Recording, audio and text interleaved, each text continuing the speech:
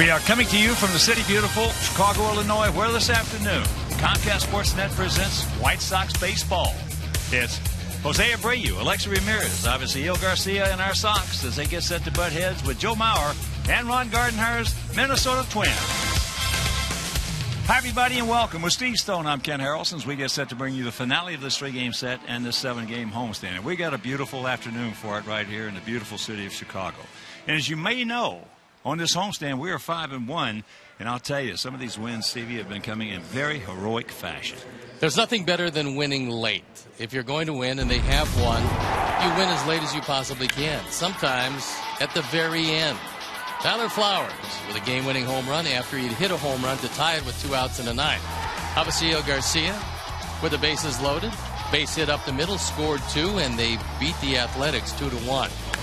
And then Van Vicieda with a 2-run bomb.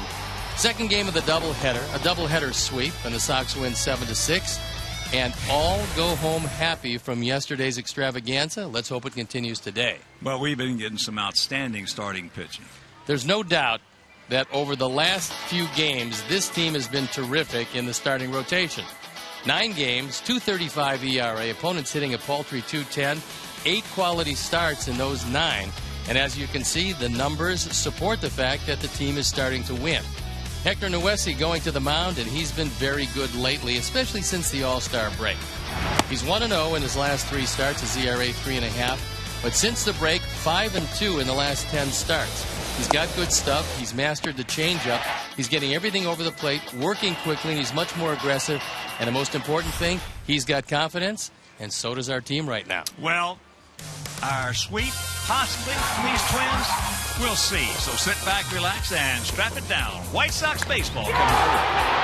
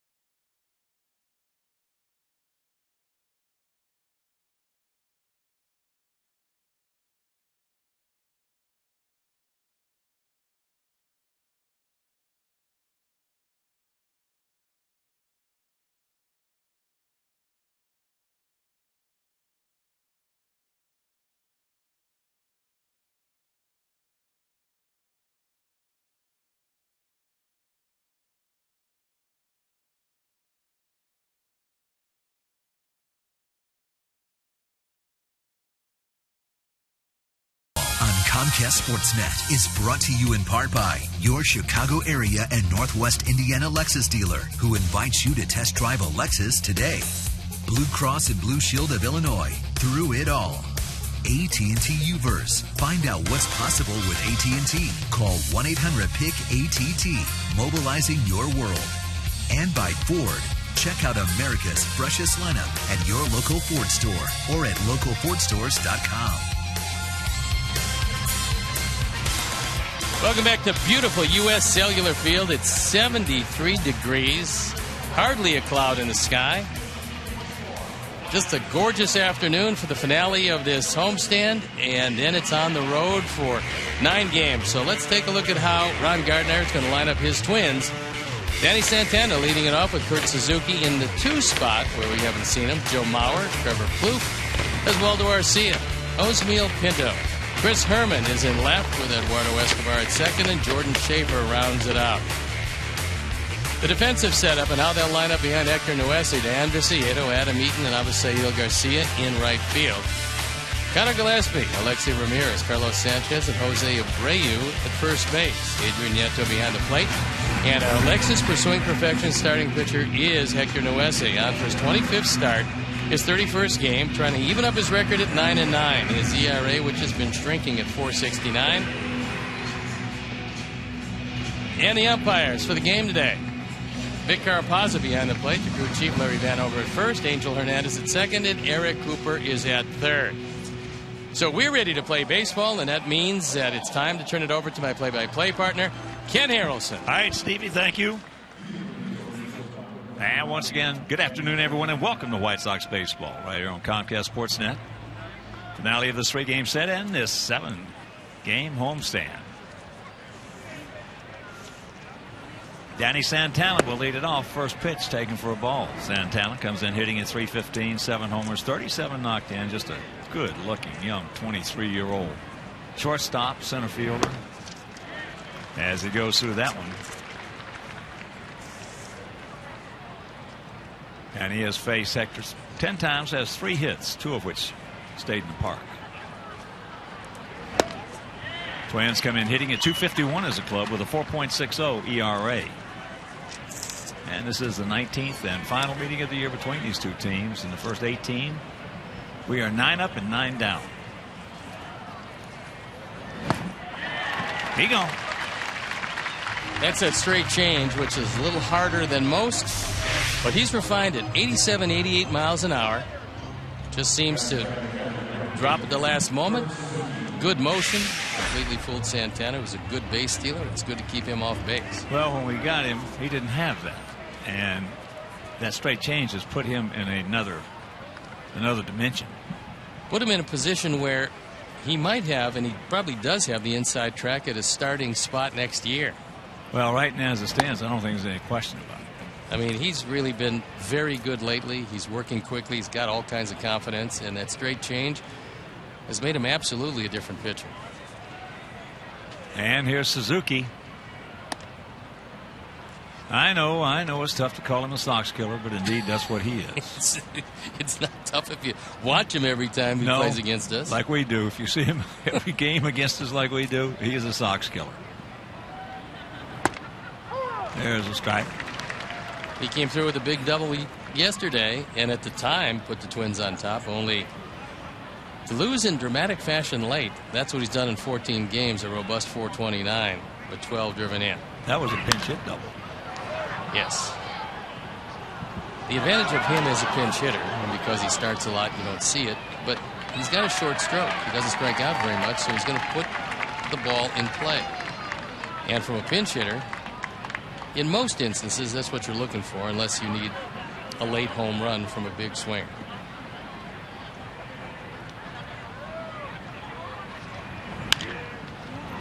Two hopper.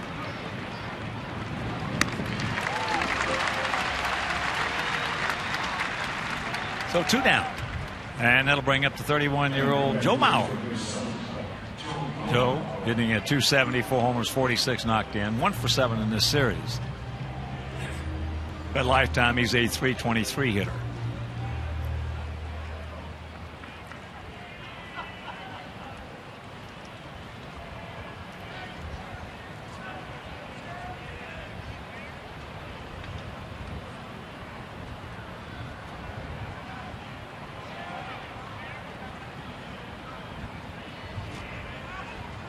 Outfield, for the most part, straight up. Bit of a gap out there in left center. See, I think that from what we've seen of Mauer, I'm sure they may be thinking about it. A change of scenery might be good for him. He does not like that ballpark they're playing in, and his numbers will show that. Meanwhile, a 1-2-3 inning after half inning of play. It's their guys nothing, and the good guys coming to bat.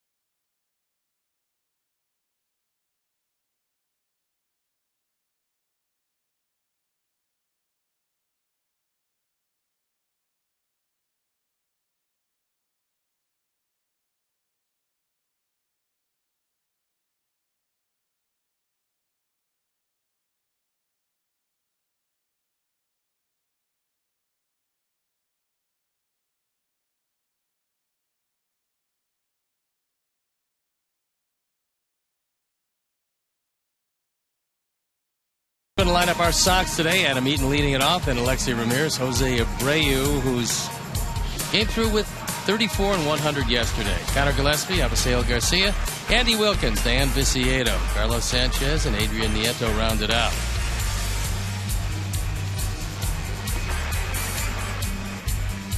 The defense and how they'll line up behind Trevor May. Chris Herman, Jordan Schaefer, and Oswaldo Arcia in the outfield. In the infield, Poof, Santana, Escobar, and Mauer. Kurt Suzuki behind the plate, and our Lexus Pursuit Perfection starting pitcher is Trevor May. 2-4, but a high ERA of 8.38. A whopping 41 hits in 29 innings. And before we show you our picks to click, you at home select yours as Adam Eaton takes first pitch strike. 6'5", 215-pound right-hander.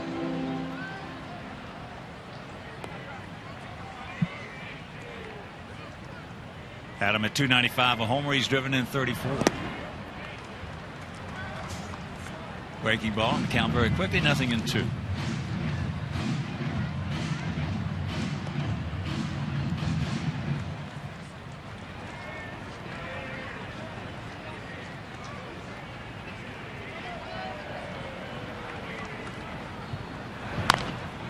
Another one, yanks that one foul. Sox come in hitting at 254 as a team with a 4.32 ERA. Sox 39 and 37 here at home.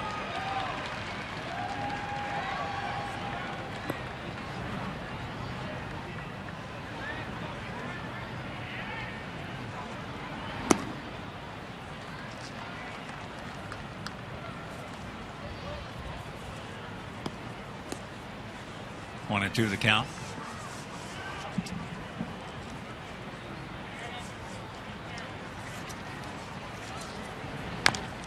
That's foul down. And here at our park, 330 down the left field line, 335 down the right field line, 375 in the gaps, and 400 straight away center.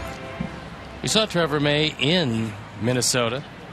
He went 5 innings, gave up 6 hits and 3 earned runs. Threw the ball fairly well. 6 strikeouts, 1 walk. He's good, all right. Yeah, that's probably his best outing.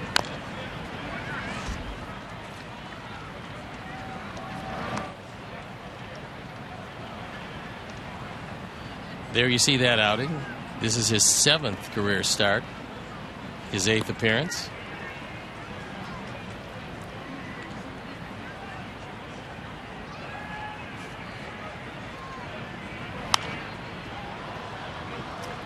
And that is foul back.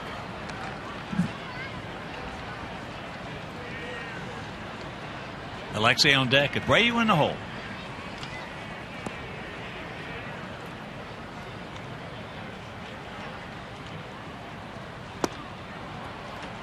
Got him. And that's out number one.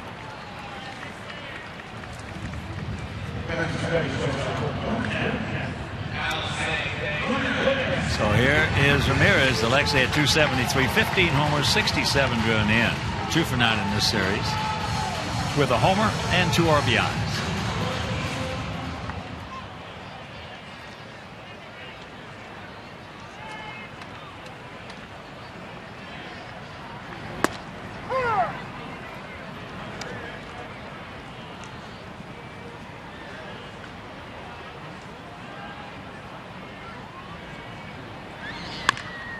That breaking ball, the Yankees foul.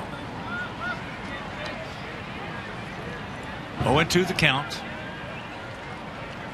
Sox after the game.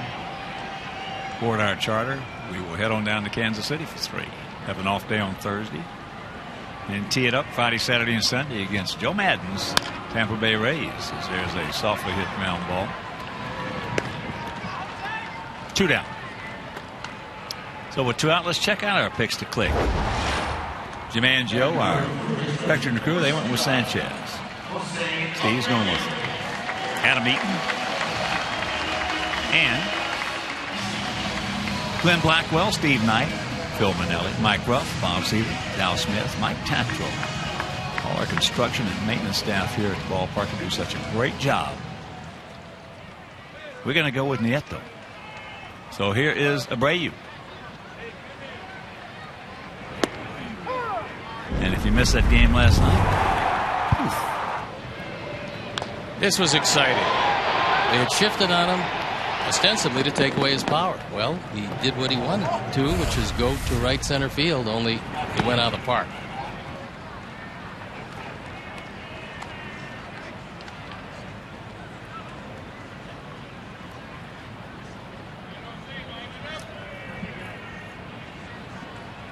Abreu has faced May 3 times, has 2 hits. That ball hit deep into right field, but they got a man there in front of the track.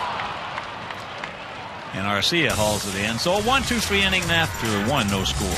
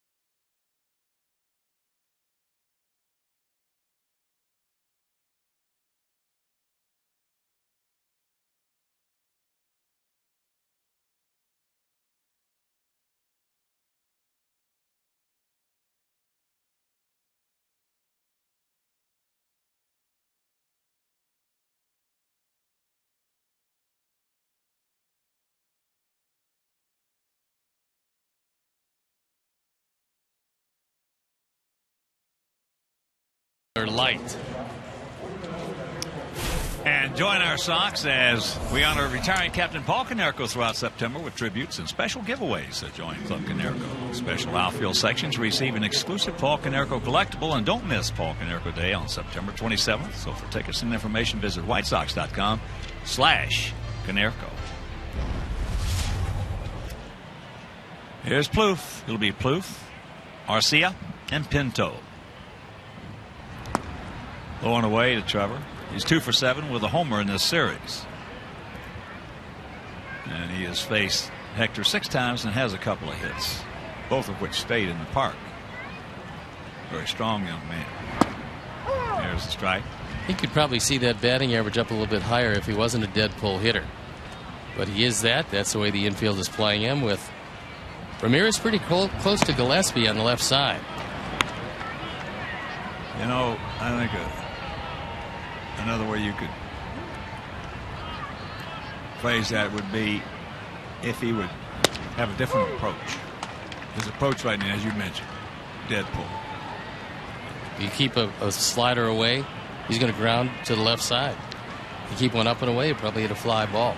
Well, you're looking at the poster child for that. You're sitting next to him.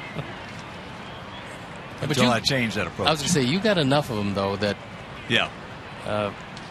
they can put up with that if you drive in enough and hit enough out of the ballpark. You did that. Here's a payoff pitch. Yeah, but you're right. If Trevor would change and think a little bit more, that's out of here. It is 1-0. But we talked about it a lot. This kid just doesn't know how good he can be. That was a changeup, and it was a changeup that he hit out yesterday and a changeup that he hit out today. And the only problem with this one is that it was up and on the outer third. A 4th home run replay. Watch where it shows up. Right there. Just about belt high and certainly beltable. 76 RBIs now to go along with those 14 homers.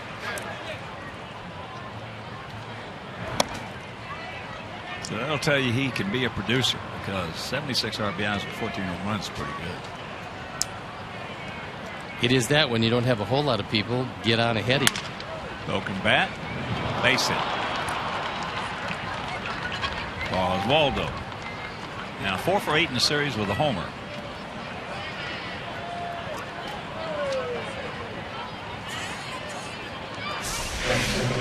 He breaks his bat.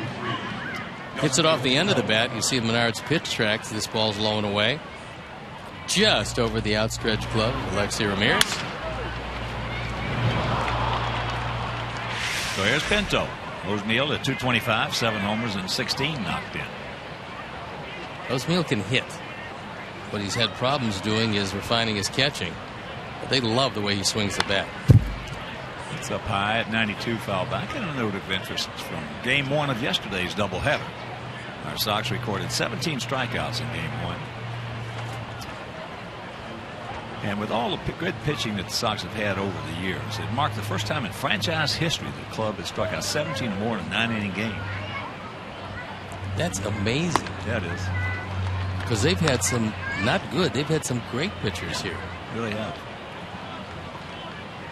I know when I played the White Sox overall, White Sox, Baltimore, boy, those two staffs, you didn't mind facing them, don't get me wrong. They were what you call comfortable 0-for-4s. But they were 0-for-4s. White Sox previously registered 16 strikeouts over 9 innings 4 times in franchise history. But the first time yesterday, 17. Well, I think in the not too distant future, you're going to see Chris Sale get that by himself. You start him at 6 o'clock, he's on it, or 3 o'clock. That ball gets away. It's probably going to be a wild pitch, but we'll wait and see.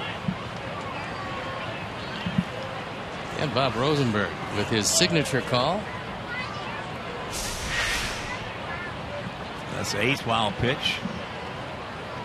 8th overall, 4th as a member of our Sox.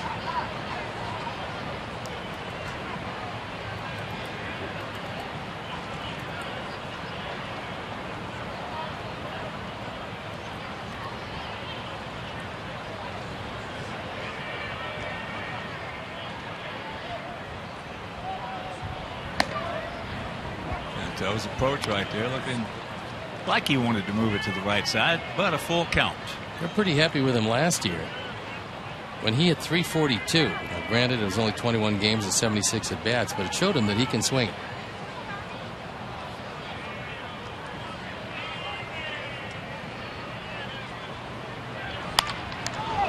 Knocks it down, holds the runner, picks it up, and throws him. That's a hang woofer for Pinto. Looks like you might have saved the run there. When it's hit to the glove side, most pitchers will have a good shot at either catching it or knocking it down. And this line drive rocket, which should have been right back up the middle, most likely for a base hit, kept in the infield and out. So here's Chris Herman.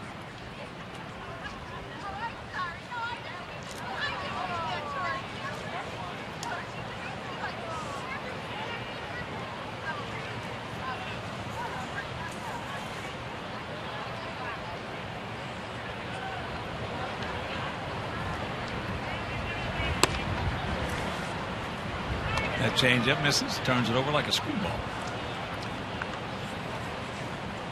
Herman's been used primarily coming off the bench as a pinch hitter. He is a catcher and an outfielder, which is kind of unusual. And this, he's been pretty much like a yo-yo. This is his third stint with the Twins this year.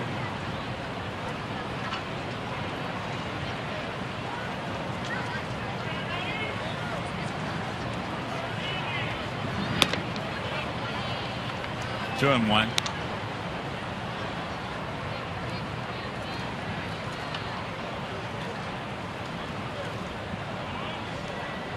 Chris started at the University of Miami, the junior, 09 at 341. There's a shot. Hang on. It won't. So he'll get it back in. Runners at the corners. And one out. Herman, who hit 304 at Rochester, and hit.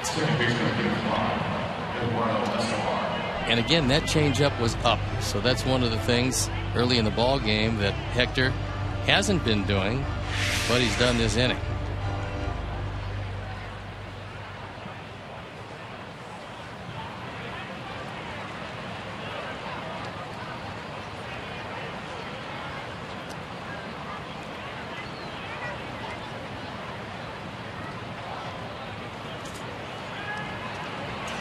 So here's Eduardo Escobar, 271, 5 homers, 28 driven in.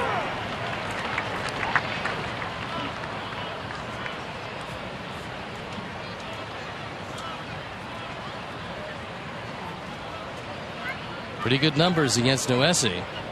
So this would be one of the last men he'd want to face.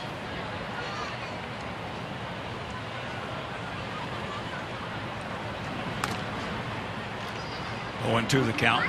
That one got a piece of Adrian. Carapazzi asked him if he's okay. He says, "Oh, certainly delightful. Been better without that." Shoulder and max.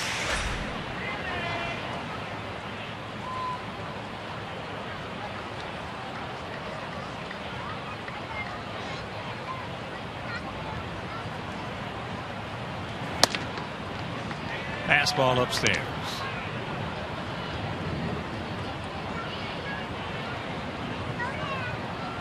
There you see the disparity. He is a much better and much more powerful hitter right-handed.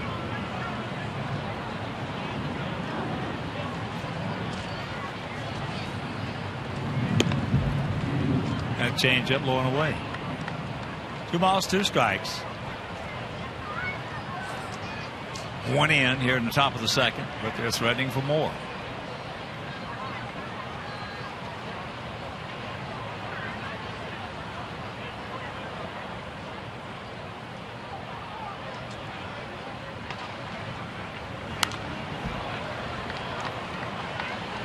Got that one up out over the plate. Actually, pretty good pitch to hit, and he fouled it back.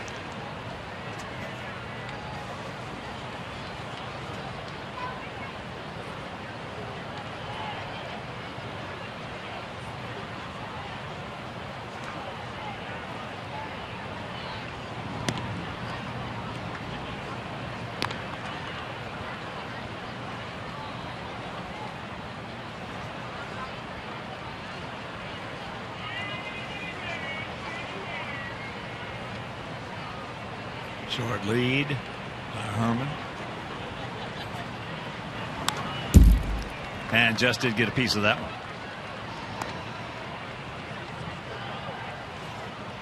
Yeah, getting back to Chris going past 17. He can do it anytime, but especially if you start him at the right time of day on the day game. If you do that, yeah, late in the season, the 305. Summertime, even a 610 gives you about 2 hours of limited visibility.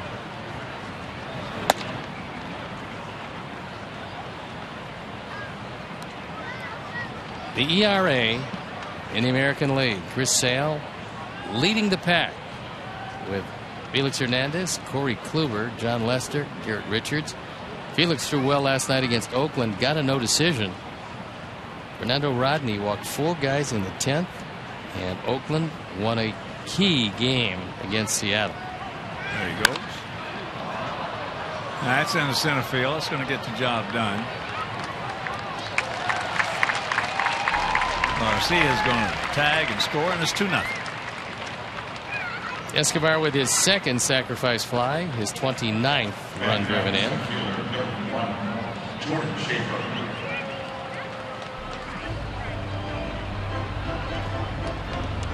And that'll bring up the center fielder, Jordan Schaefer.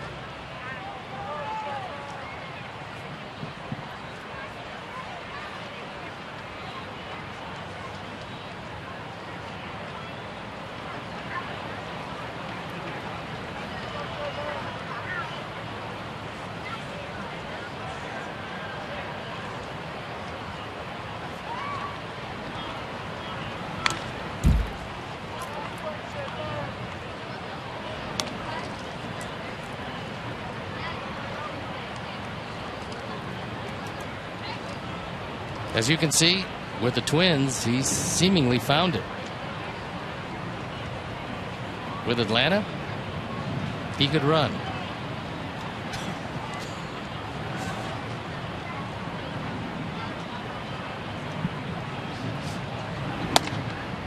At one point, though, Jordan Schaefer was the #1 prospect in the Atlanta organization.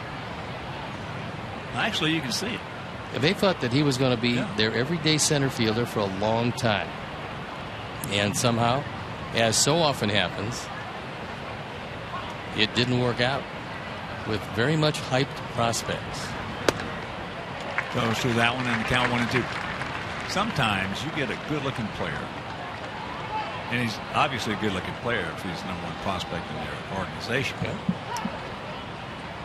Sometimes it happens. You've seen it happen, and I've seen it happen a lot in all the years I've been in this game.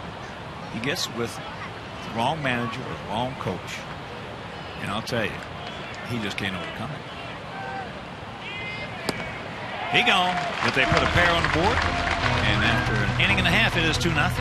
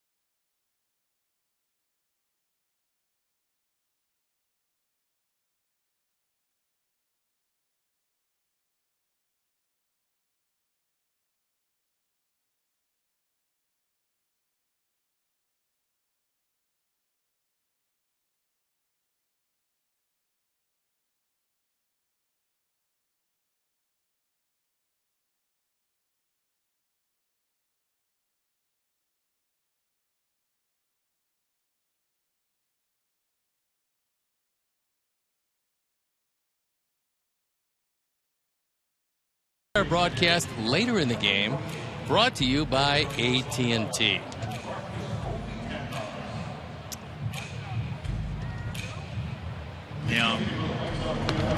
Trevor Mays had himself a 2-0 lead here going to the bottom of the second inning. Getting back to the point that you made about young prospects, I was talking to a great scout, and he said to me, you know the one guarantee you have with a young prospect? He's going to get older. That's it. That's the only guarantee you have. I've seen it. I've seen it too many times. I've seen some good young talent come into the big leagues, and a month later they couldn't play a lick. 2 months later they couldn't play a lick. 2 months later they couldn't pitch a lick. And then maybe on the second, third, or sometimes the fourth team, they find it. Oh, yeah. Yeah, well, the talent is there. The talent's never going to leave. It's just between years. And sometimes you get a coach that doesn't like a kid. Or his philosophy is either my way or the highway as the coach goes. And it doesn't work. And then they change the organizations and poof. There's one organization out there right now that just stands out like a sore thumb. They have got some really good players playing with other teams, which they had in their system. Here's Avi hitting a .256, 5 homers, 22 driven in.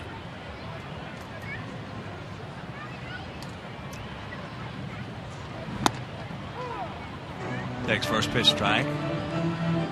Avi 2 for 7 with a homer and 3 RBIs in the series.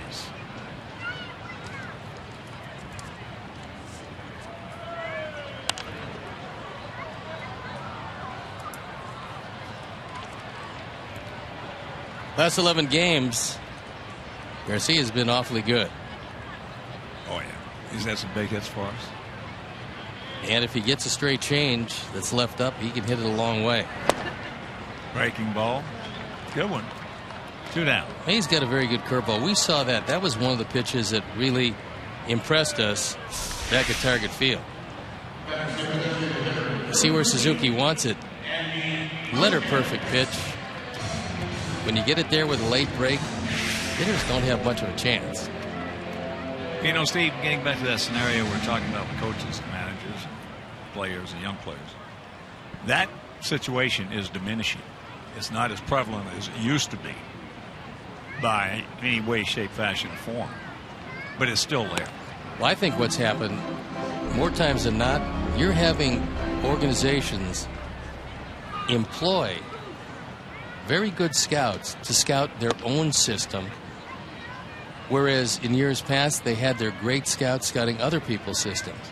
But if you scout your system and know something that nobody else knows about the players you have, you're not going to make bad trades. You'll make fewer bad trades. Fewer, that's the way to you make fewer bad. You're always going to make bad trades, but make fewer. I agree.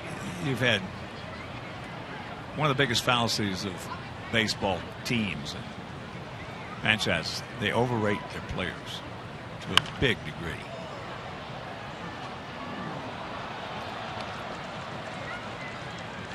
Well, if that happens, and it used to happen, more times than not, you ask way too much in a deal and you don't make a deal that you could have made, but the other GM looks at you and says, I can't give you that for this.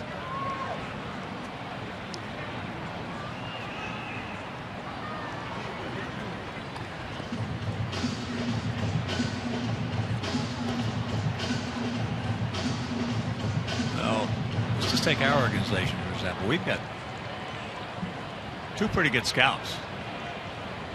The only thing they're doing is looking at our players all year. That's what you have to do. And for years, the Braves were masters at it. They're always going to trade you the next great pitcher, the next great position player.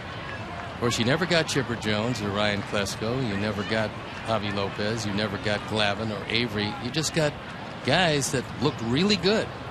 But when they traded them to you, miraculously, they didn't work out. Another strikeout. He now has 3, and that is 6 up, 6 down for our guys, and we trail it 2-0.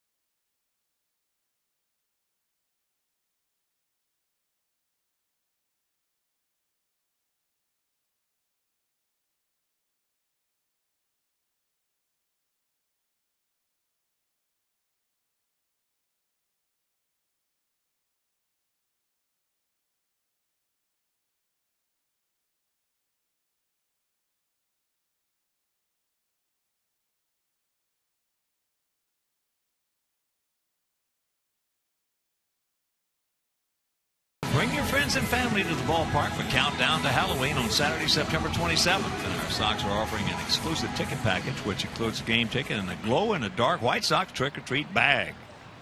So to purchase tickets, visit whitesox.com/boo.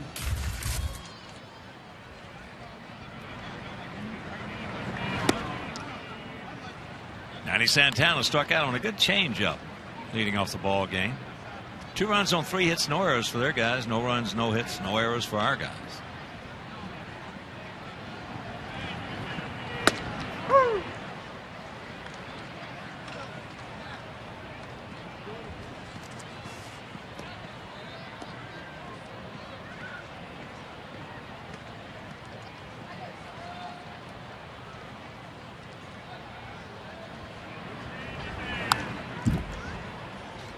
It might not happen early in the career with Santana, but because he has such good speed, eventually he's going to learn to consistently bunt.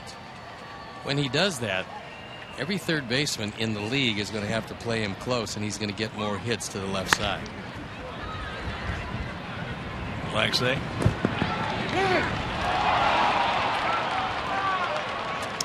At speed, he beats it out.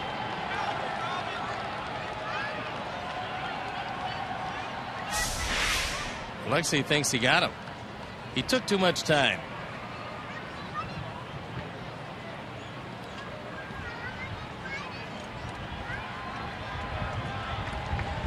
And he might have had him. In fact, it looked like he did have him. Here comes Robin.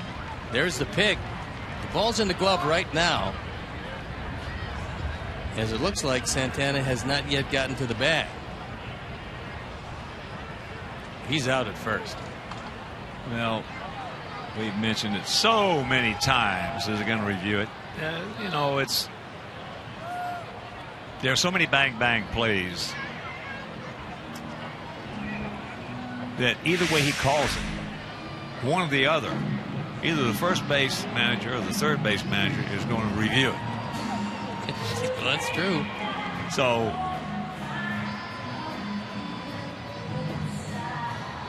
we'll see what happens with. Well, Santana's having a animated, friendly conversation with Ramirez. He's probably telling him, well, I don't think you can outrun my arm, so you got to be out.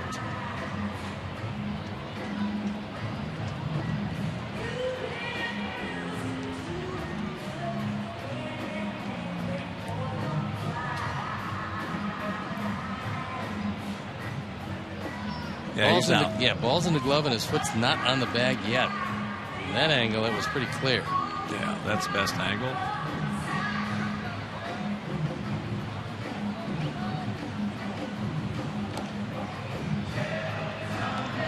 Robin's been hot lately. He's won a couple of challenges. And he's lost some that he should have won. Well, that too.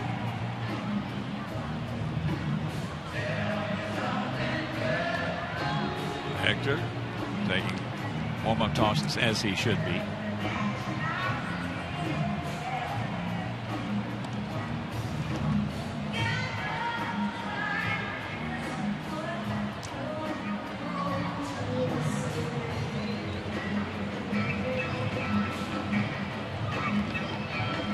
And while they're still reviewing, Twins. I was talking with a Dutchman, Hall of Famer Bert Blyleven, prior to the game, telling him we have a chance to be some spoilers because we've got 7 games with Kansas City and 3 with Detroit. He said, well, we have a chance too because we've got 7 games with Detroit ourselves. So, and I like the idea of when you're not going to be in the playoffs, you knock somebody out.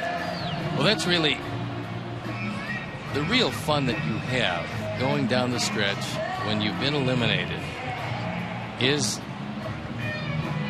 playing a game where every pitch, every out, every situation is key to the other team. So it was not conclusive enough for him, and he is safe. I'm not sure how this wasn't conclusive, but that being said, the ball's in the glove and he's not on the bag yet. Yeah, he was out.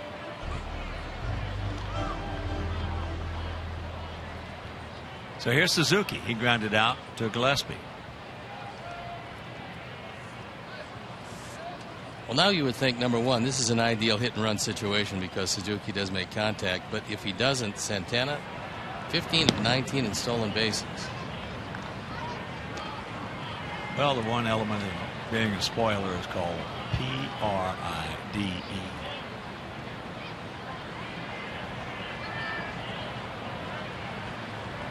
You gotta want to beat somebody. And on the other side of that page, the people that you're trying to be a spoiler with are the ones who don't beat themselves.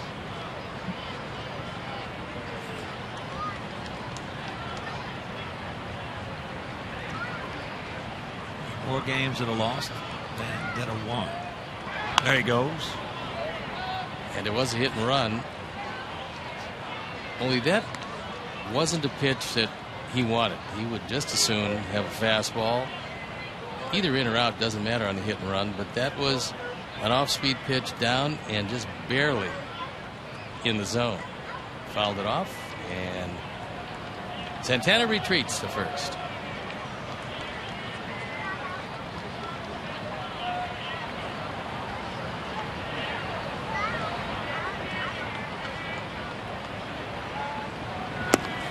On away.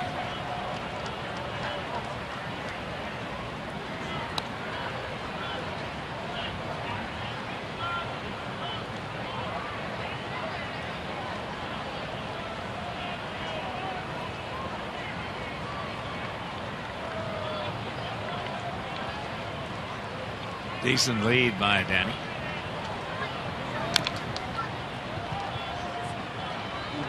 And the count hangs at 2-2.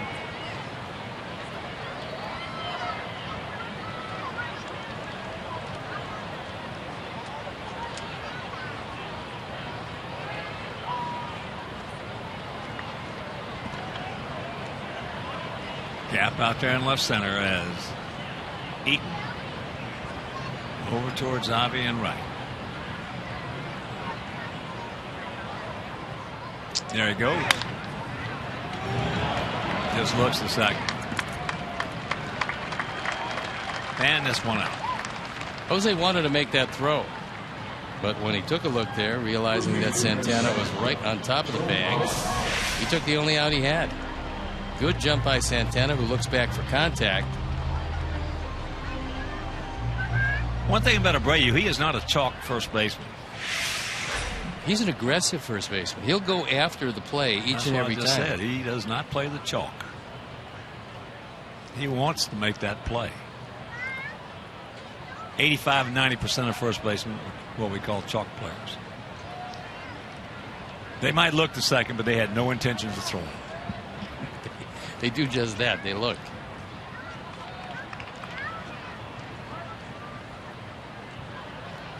Very aggressive. And here's Mauer. He grounded out. Sanchez.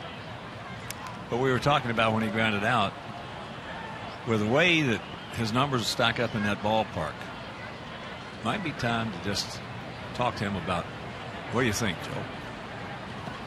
The question would be, with the love that the fans have for a local product, will Terry Ryan do that? Well, as there's the tag, and the throw is off the mark, but that's out number 2. He also was making, I think the contract was in the neighborhood of $183 million, and if the guy's going to drive in 55 runs or so a year, that's a pretty stout number. Oh, well, I'm sure he's got a no trade in there. Well, absolutely. But if he could talk with Mauer and Joe would agree, you know what? I just got it in my head that this ballpark is just too much for me. Blah blah blah blah. Whatever the thing may be. I think Terry would do it in a heartbeat.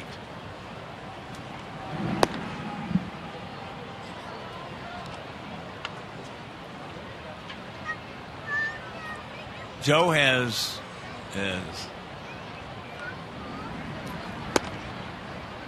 Dave Ross tells us he's got more than 1,100 at bats at Target Field, and he's got 13 home runs. There's no doubt he found out very early that the line drives that he used to hit in the Metrodome that were home runs, a lot of them don't even make the warning track, and if they do, they'll hit off the bottom of the wall. They just don't go out of the ballpark at Target Field. And he found that out early, as did Michael Kadire. Not so much Morneau when he was healthy. Morneau had big enough power to take it out. Well, he had to change his areas, as there is ball four to Plouffe, who homered, got a change up and killed it, leading off the second inning. But Morneau, who had big power at one time to left, center, had to pull it back around to right, center, and right. So Don Cooper comes out now to have a word.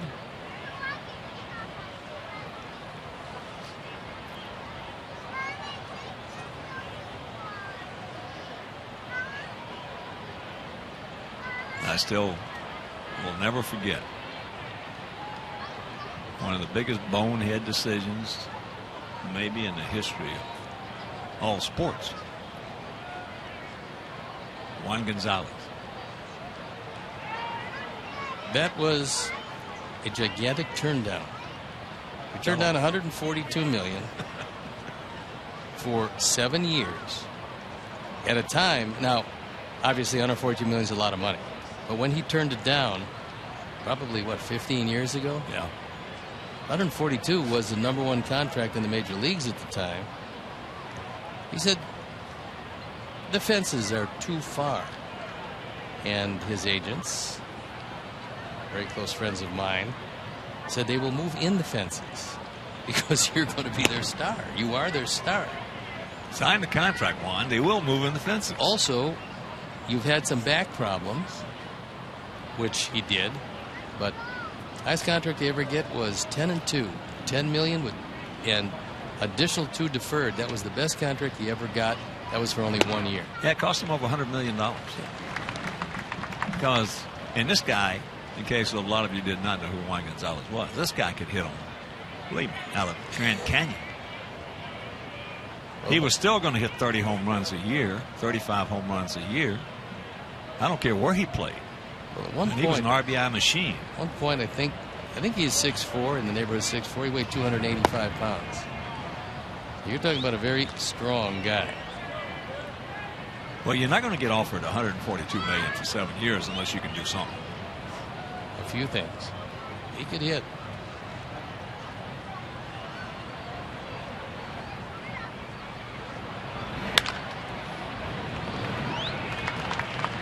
Carlos has got him, and that'll retire the side.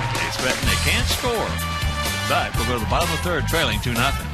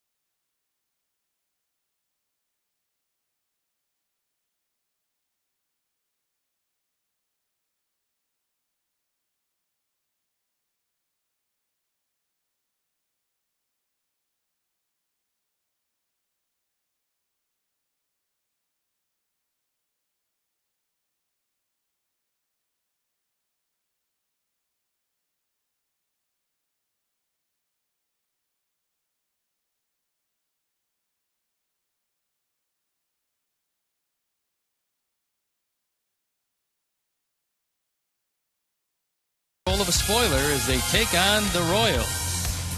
It's Royals, White Sox, tomorrow at 7 on Comcast Sportsnet.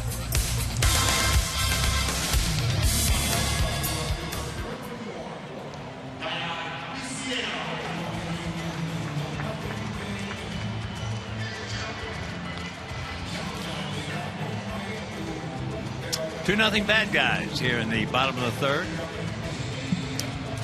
It'll be Viciato, and here's what he did last night in the ninth inning. We were trailing 5-1 with a man aboard.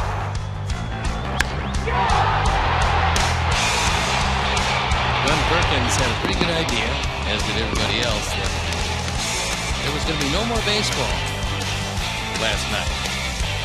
He crushed that.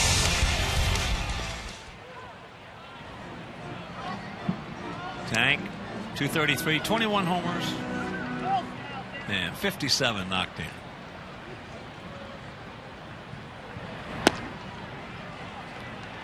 Trevor May was originally drafted by Philadelphia in the 4th round of 2008.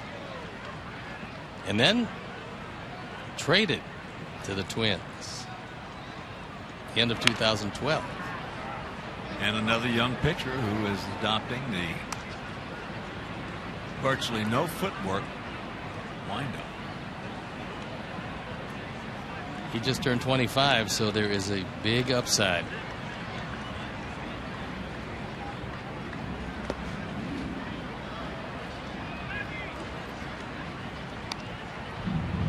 I think that lack of movement for bigger pitchers is much more important than it is for smaller pitchers because they have more moving parts. You got him. Highest in the major leagues, the starters ERA, none other than the Twins, over 5.09, followed by the Rangers and the Rockies, who both, by the way, have great hitters' ballparks where the Twins play in a pitcher's ballpark.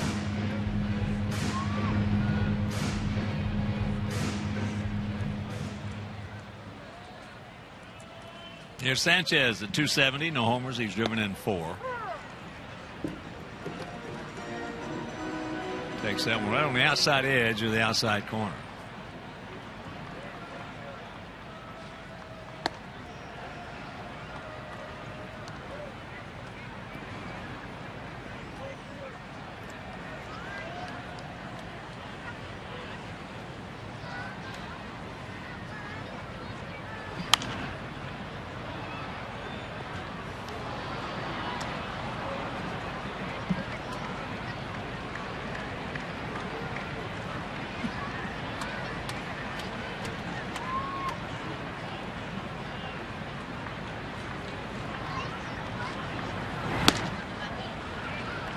Got him, so 5 strikeouts now.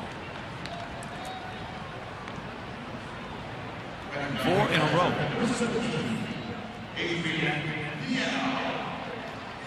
Quintana, if you missed that game yesterday,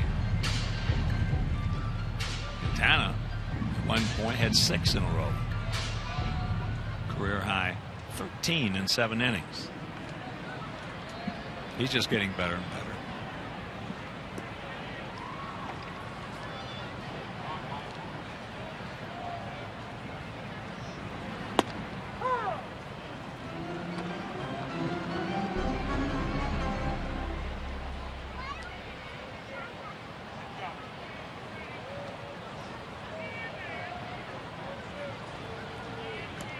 You certainly have to think that he would be the best starter in baseball with only 8 wins.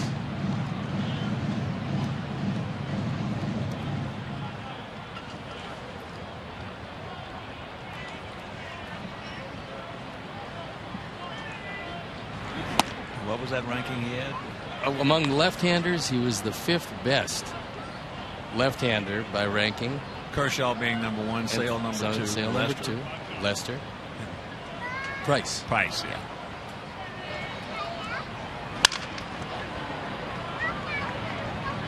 That's pretty good company right there. Yeah, I would say so. Meanwhile, that broke the streak of 4 straight strikeouts, but another 1, 2, 3 innings. Retired everybody he's seen.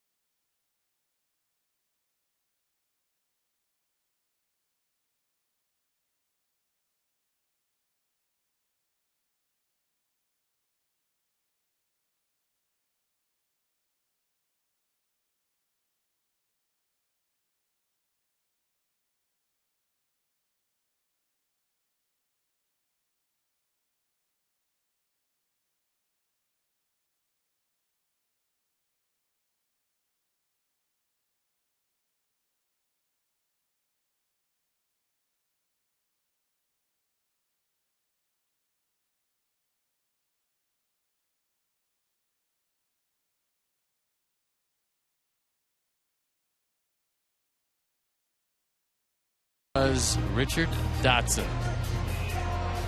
He also signed autographs today. 10 seasons with the Sox and a big 22 wins in 1983. Great year for Dot. Great year for the Sox. He was 22-7. And Lamar Hart 24-10. That was one of those guys that has that ball into right field. We got a man there. Oh, Osmeal Pinto, one pitch, one out. Top of the fourth, they lead it 2-0. What made Dotson so good? He could grab a strike. He had that release point. He could grab it to a right-handed hitter. He could paint the outside corner, and to a left-handed hitter, he could paint the inside corner. He had that one release point. He could grab a strike anytime he wanted to on the outside part of the plate to a right-hander, inside to the left-hander. And he was mean. People, he was sneaky. I mean, he would flip you in a heartbeat.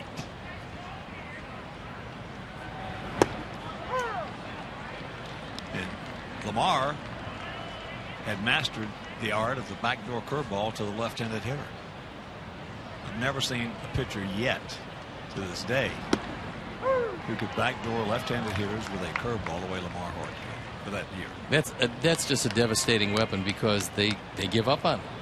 Even if they don't, reaching out doesn't seem natural to see a ball a foot outside all of a sudden snaps over the outside corner. There's very little of anything you can do with that pitch.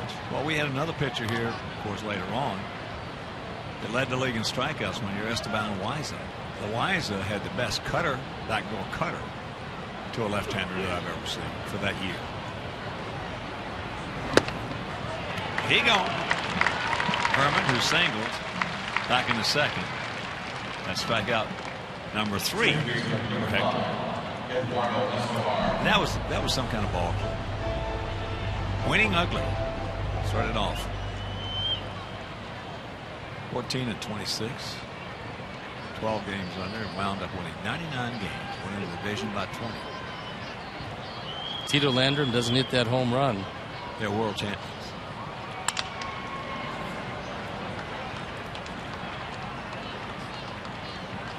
So Escobar with a base hit. He had a sacrifice fly back in the second. That was one of those years. Doesn't happen too often. One of those years that either team that came out of the American League was going to win the World Series. That's Both right. of those teams were far better than Philadelphia. And everybody in baseball knew it. Well, when you have 3 guys go 42-6 the second half, you probably will see that again.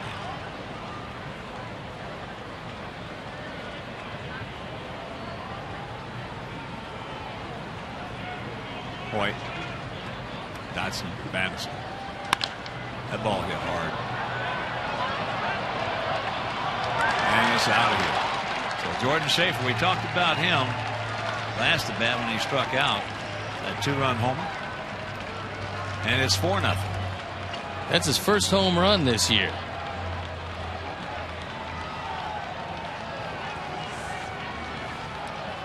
So it is a very lively day at the ballpark. And he goes down, gets his low inside fastball, our Ford home run replay, and takes it out of the yard.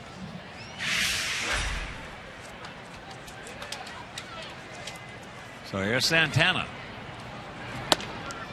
A strikeout and an infield single. Yeah, Schaefer just looks like he's supposed to hit. He looks like he's a ball player.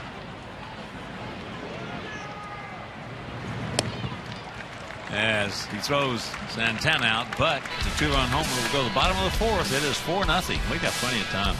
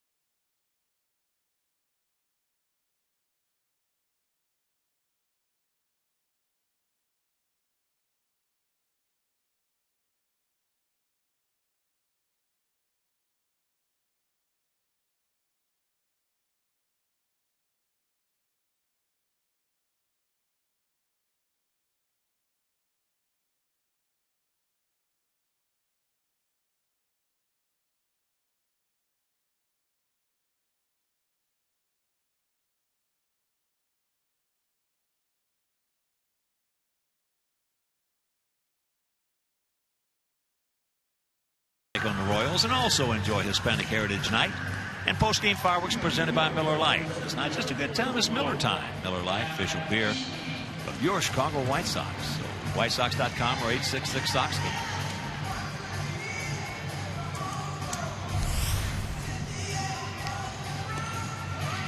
Also want to thank Sean Hessian for a good job. National anthem prior to the game. But right here we got some work to do. First of all, we got to get a hit. We don't have any hits. May has retired everybody he's seen with 5 strikeouts. Well, you would think that the second time through the order they'd have a little better idea of where the fastball tops out, whether it has late movement, and just maybe he'll miss with a couple of those curveballs, because the curveball he's throwing now is pretty tough to hit.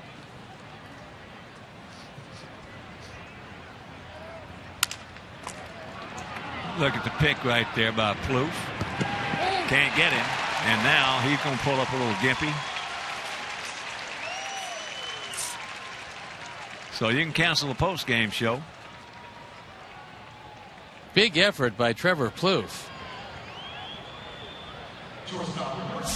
That would have been an unbelievable play. Yeah, it would have. From his knees, a couple of bounces over there, and not quite in time. And unfortunately, that big, long stride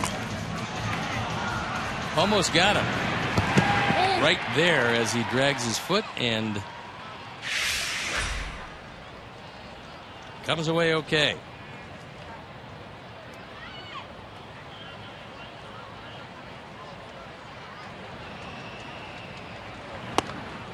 Well, you got to watch those sprinters. Those world-class sprinters. You very seldom, you'll see them lean their chest forward at the finish line, but you very seldom see them take that big long stride, because it takes more time to do that than it does keeping stride. They will always lean through the tape, but run through the tape. That's it.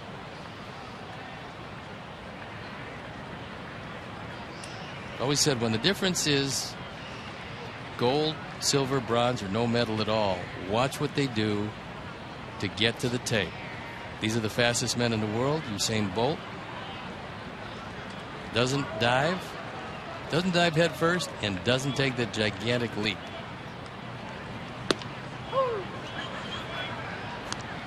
There's a strike in the count. 0-2 to Alexa.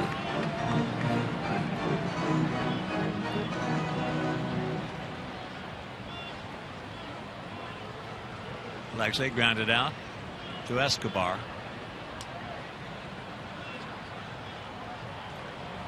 Gotta watch those sprinters and see how they do it.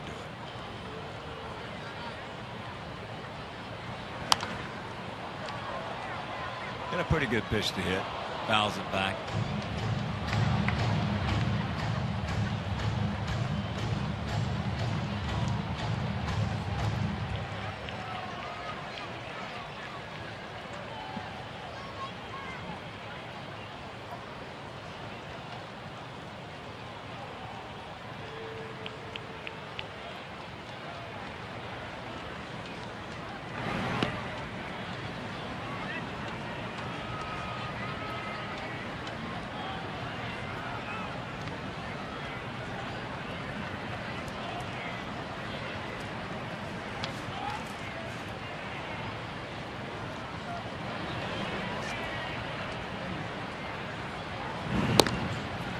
Good move for a big man.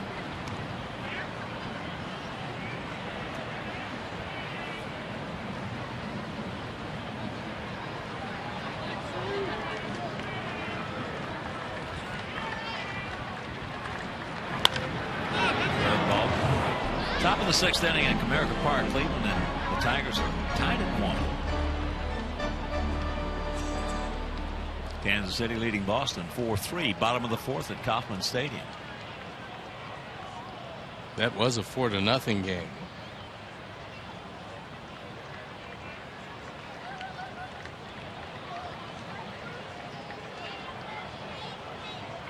St. Louis leading Rockies 3-1. Bottom of the 3rd in St. Louis.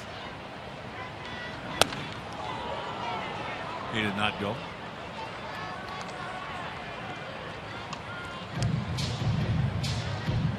Pittsburgh leading Cubs 4-3. I believe Cubs were leading 3-0. They were.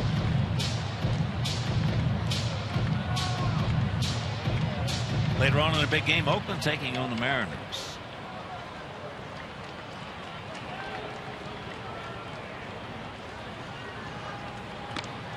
It's Lester against Young.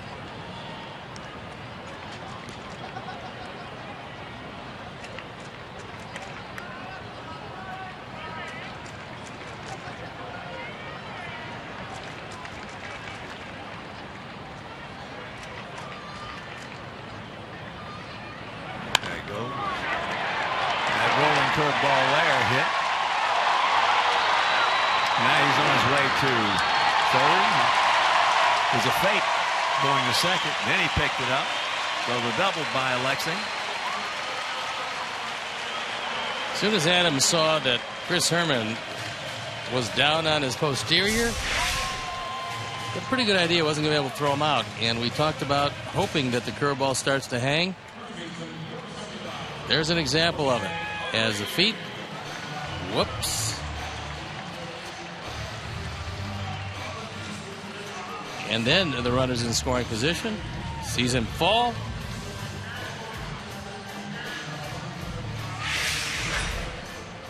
So he picks up his 32nd double. And here's Abreu. He flies deep to right field.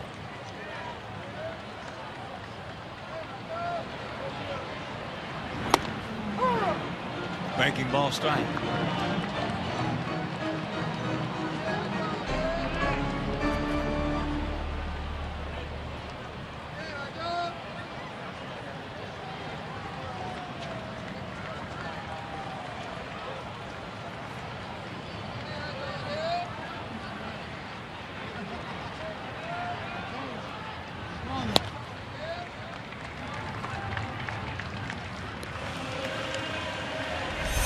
In baseball history, rookies with 30 doubles, 30 homers, 100 driven in. Hal Trosky with the Indians, Ted Williams with Boston, Albert Pujols in 2001, Jose Abreu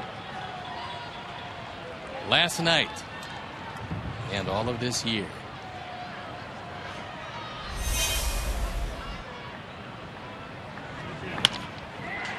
And that ball is a base hit in right field. So he gets one in, one over. RBI number 101, and it's a 4-1 ball game. Still cooking though.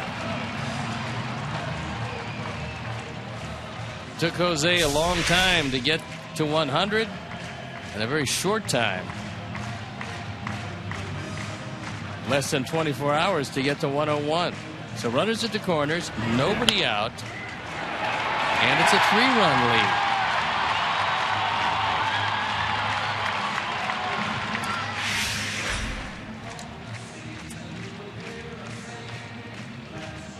That'll bring up Gillespie.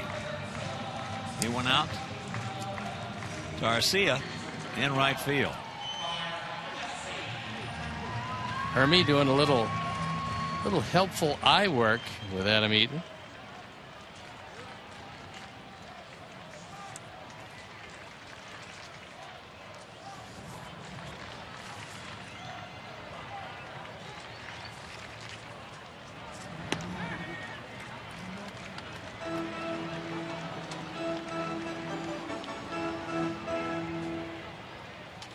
And while May was in the windup, everything was perfect. He moved into the stretch with the base hit by Eaton, and the curveball started to hang.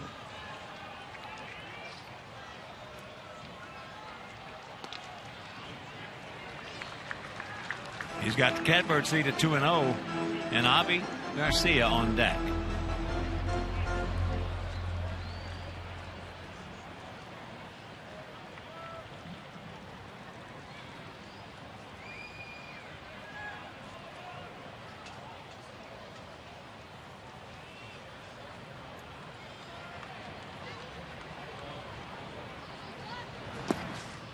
Three and nothing.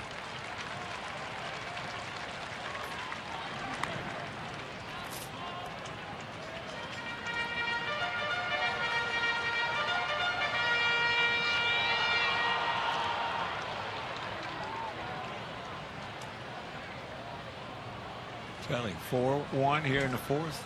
Runners at the corners, nobody out. Turn him loose, Robin.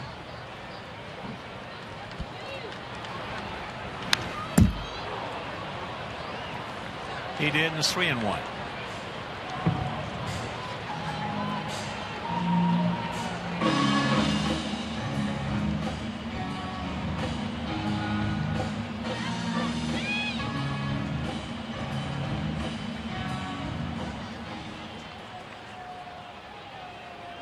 Gap out there in right center.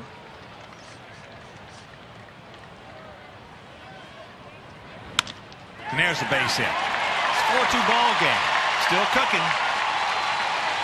2 on, nobody out. RBI number 53 for Connor.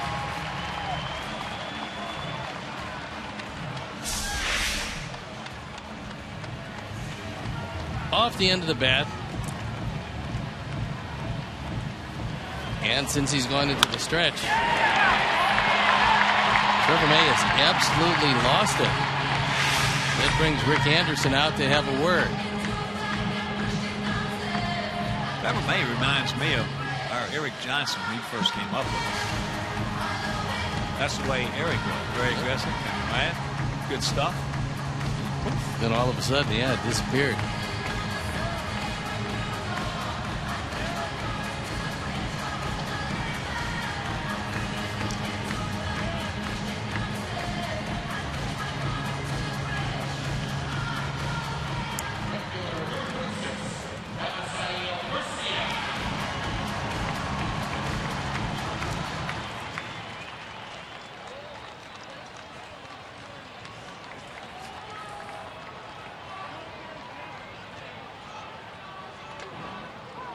Takes it up. Takes the strike.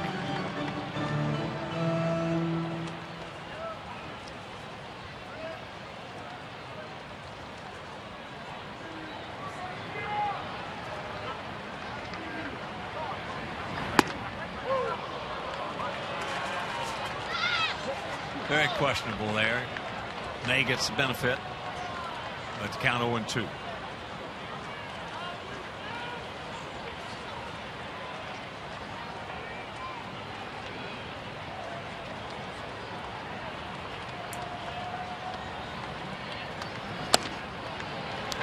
Try to go back up.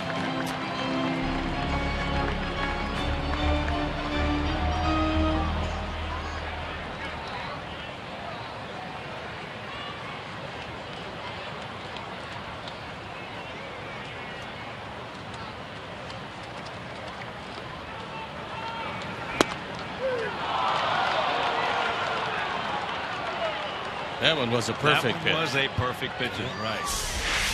Yeah, that's where you just got to tip your cap. Umpire got you in the hole, but the other 2 were strikes. There's a Honda pitch tracks and showed you you're going to paint blowing away. Can't do much with it. As we'll take it, hope you get the benefit of the call. He didn't.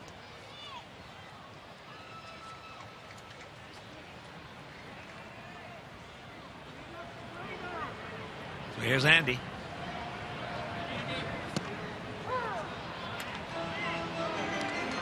And he struck out his first trip.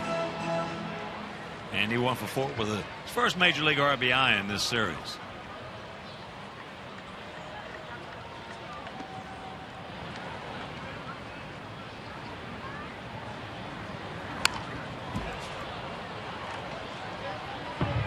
That was a cross up, and Suzuki would have gotten hurt.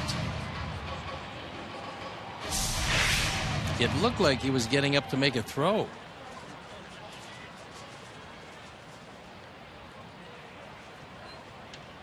Well, he was very fortunate there. And a complete cross up, and Trevor May says, sorry.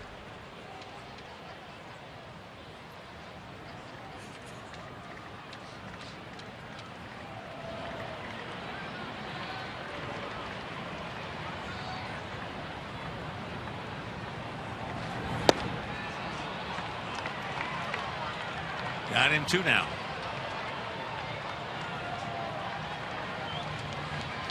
7 strikeouts now for Trevor May.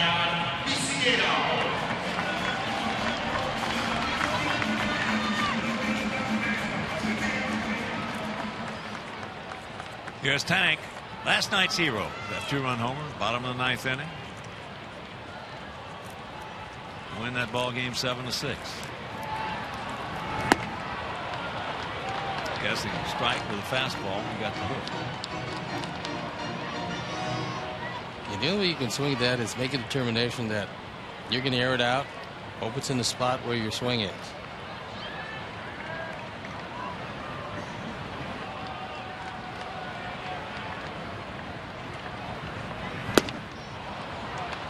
That one at 95.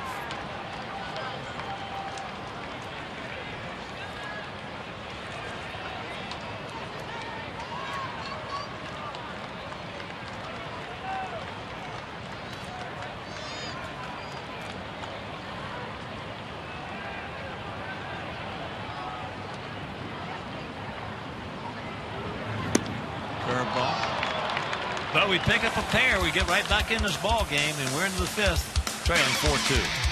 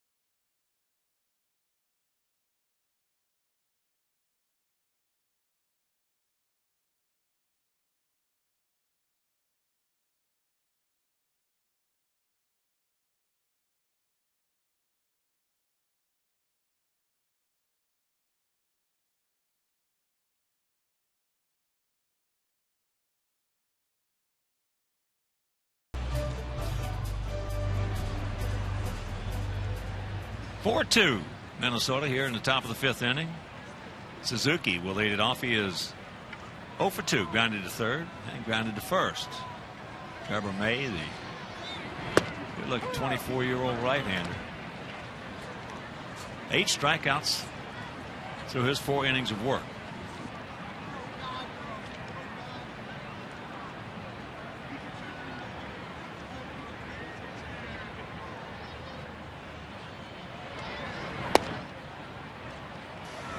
The count. Yeah, the Kelso Washington. He has been impressive in the 2 times we've seen him.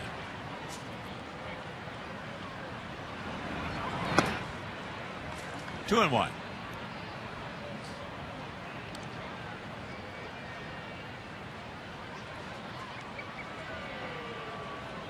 Just tuning in, May has struck out the side the last 2 innings. That's in the center field, right at him. So 1 out. And here's Joe Mauer. He's grounded to second, and he is going out to center.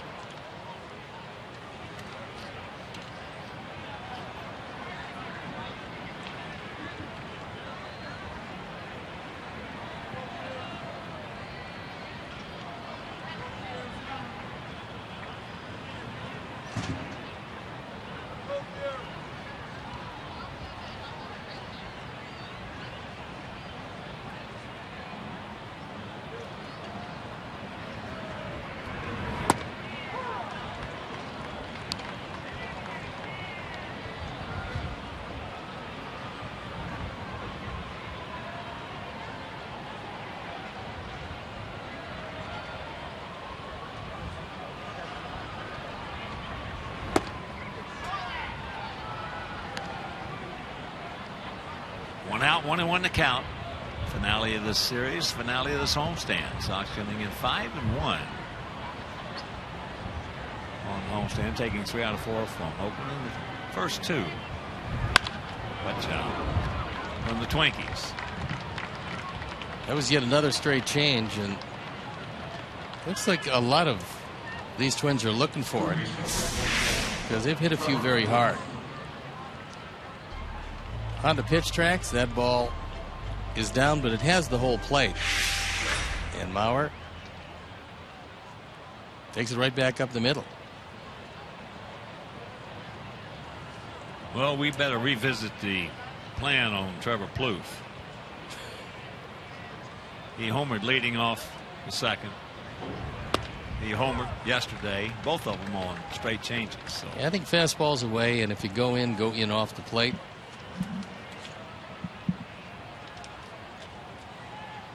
He's doing something right. 76 runs driven in is pretty good.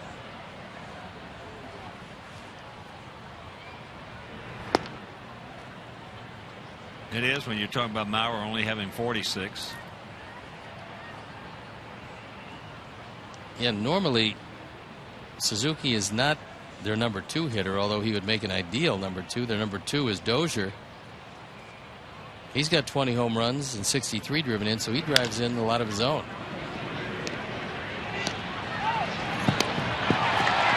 Nice turn, nice pick. But a good turn right there. Quick by Carlos at second base, and that'll retire the side. We're halfway home, trailing by 2.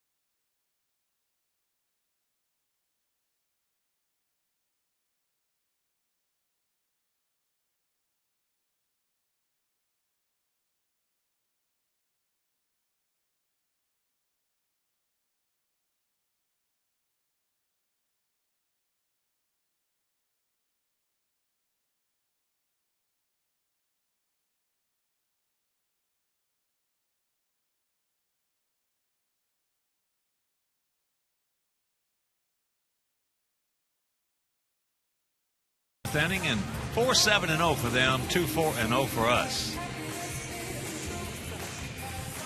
Finally broke through on this big 24-year-old right-hander. Last inning for a pair. First 4 men with base hits, and he struck out the side. I was going to say, whatever Rick Anderson said to him seemed to have resonated, because the stuff after that was pretty good. First pitch strike. Carlos, who struck out swinging on a high fastball.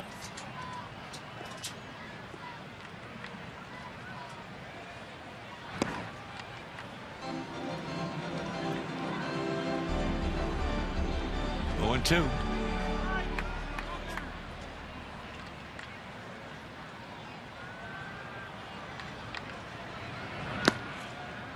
One and 2.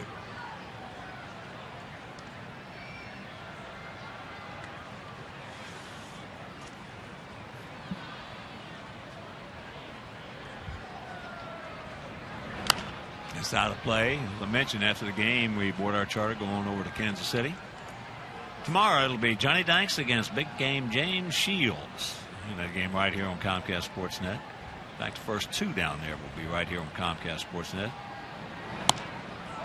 As he gets him.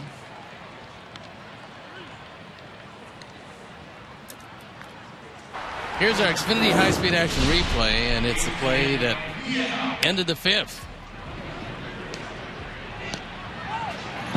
Good pick by Abreu on the back end. And Carlos did a nice job of getting rid of it because the runner was bearing down on it. So here's Adrian. He grounded out to Escobar at second. Game on Tuesday, Chris Bassett making his third start. Second start was very impressive against to be announced. And then on Wednesday, Chris Sale against Giordano Ventura, a young hard-throwing right-hander who's 12-9 for Kansas City.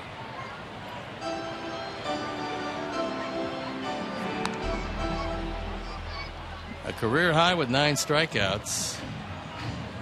And Garcia, these are hitters who've hit in a row.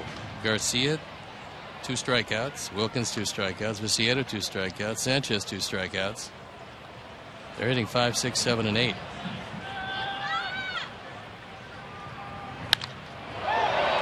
hit hard. Stretch.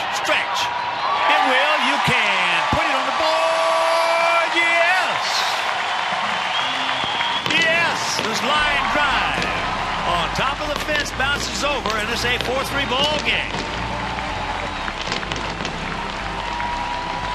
Second home run in the career of Adrian Nieto. 7th driven in. And our Ford home run replay. He got a fastball. And he took it out. So Glenn Blackwell, Steve Knight, Phil Manelli, Mike Ruff, Bob Seaver, Dow Smith, Mike Tatro. Their pick to click. Gets us to within 1.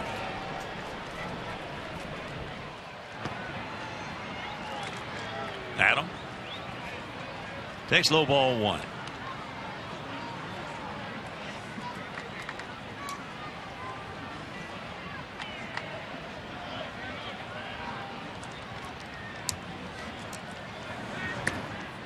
And it's 2-0.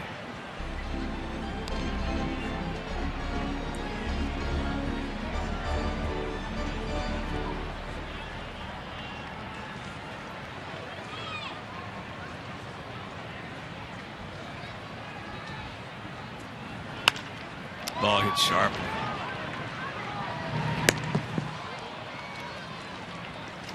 So that is out number 2.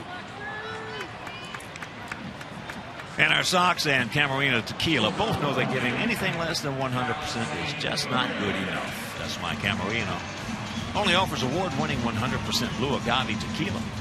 Now with 6 generations of tequila excellence infused into every bottle, Camarena is always smooth, and never harsh. Camarena Tequila, the official tequila of your Chicago White Sox.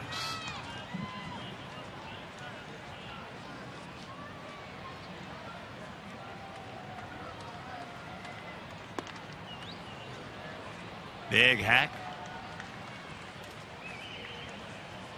Lexley 1 for 2, got a hanger, doubled and scored last inning.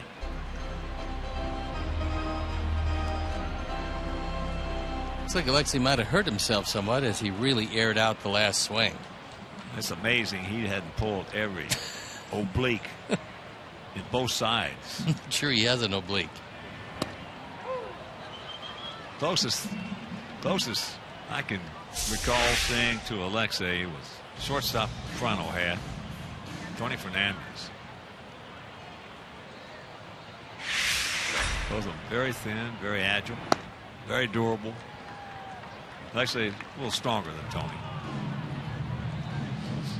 Tony had the ability to perfect that little slap bunt from the left side to the shortstop and beat it out.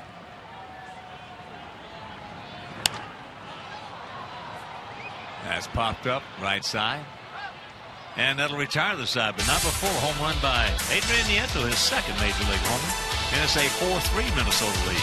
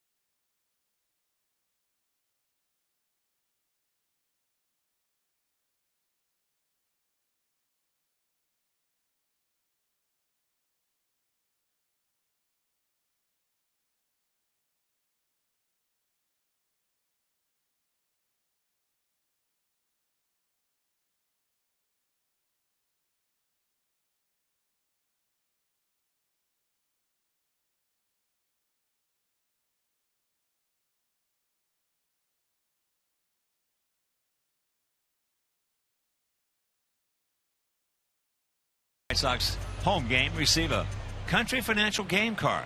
Fans can enter to win a Chicago White Sox autograph prize pack presented by Country Financial. So whitesox.com or 866-SOX game. 4-3 Twinkies here in the top of the 6th inning. Garcia, Pinto, and Herman. Garcia has been and is a dead pull hitter, and a very strong dead pull hitter.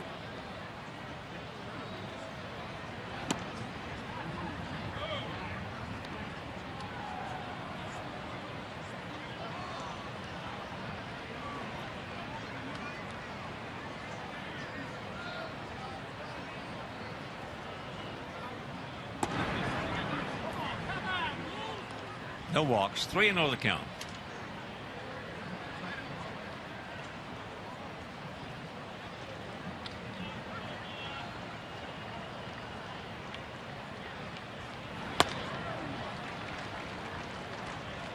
Turned him loose.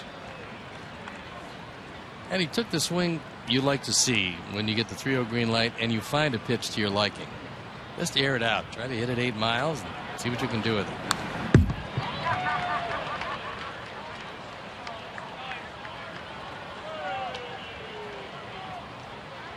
Ronald Belisario loosening up in the bullpen.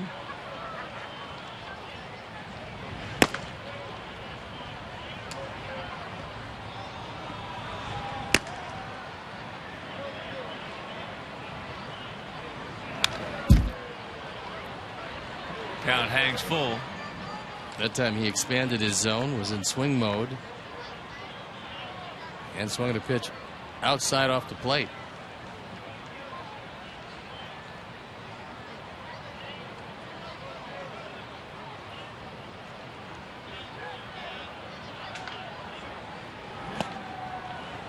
And the dreaded leadoff walk.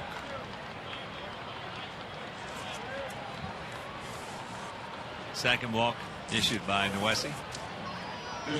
Pinto's had a couple of good swings at Noesi. There you look at the numbers through 5+.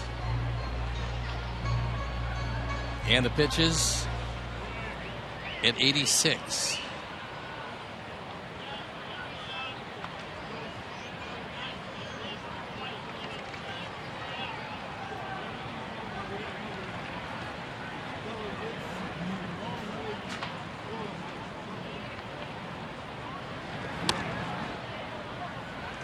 Takes a breaking ball. No.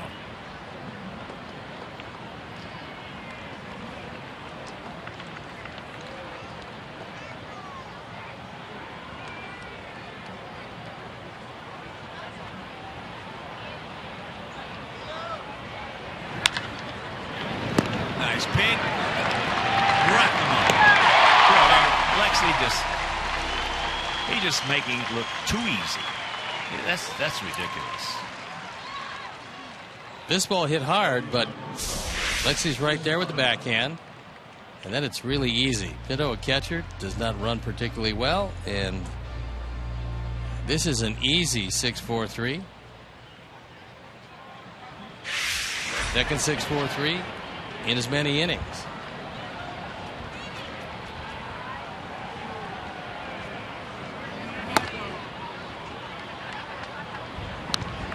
Chris Herman has singled hard to center, and he has struck out.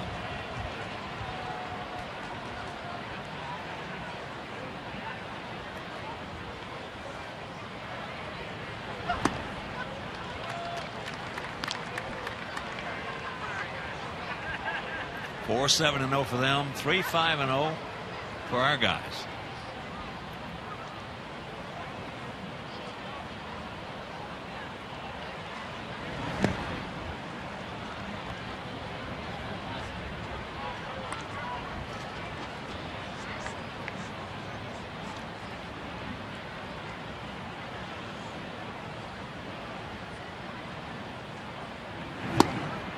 Big hat.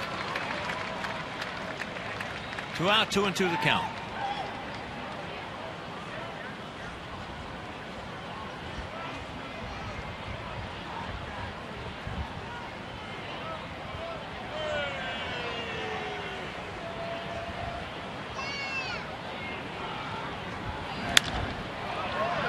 into left field. Long way to go. Flies, makes the catch. Beautiful play by Tank. And that'll retire the side. We'll go to the bottom of the 6th. We trail it by 1.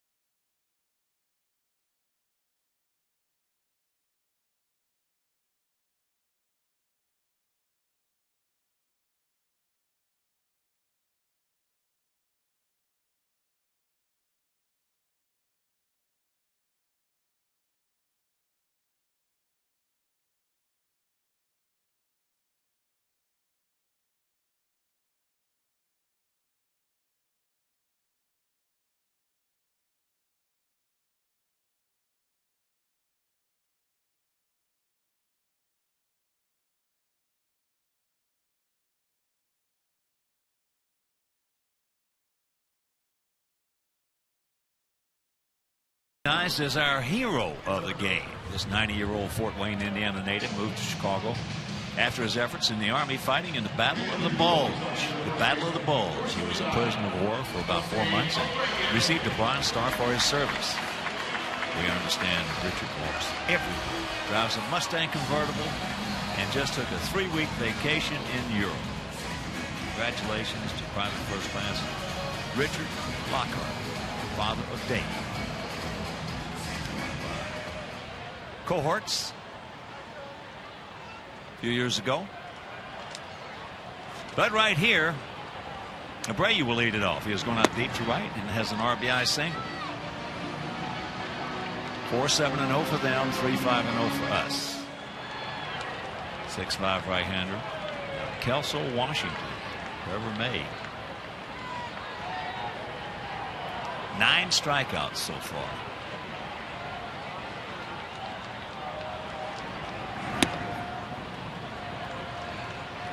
Sitting up here watching him, it's easy to see why he's got 9 strikeouts. The stuff is awfully good. He's still young enough, just turning 25 a couple of days. Well, about to turn 25 in a couple of days. Yeah, I think 23rd of this month. Yeah, and so he's got plenty of upside. In talking with Terry Ryan and a lot of the people associated with the Twins, a few of their scouts, they said that he's one of the guys that they look at as being a future rotation, possibly even a star with him, along with Alex Meyer. Well, if they get a lot of guys better than Trevor May, they're in good shape.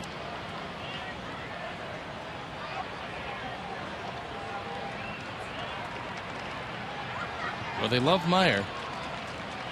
6'9", 220 pounds. He's got the height. Rolling curveball. Got away with it. 1 out.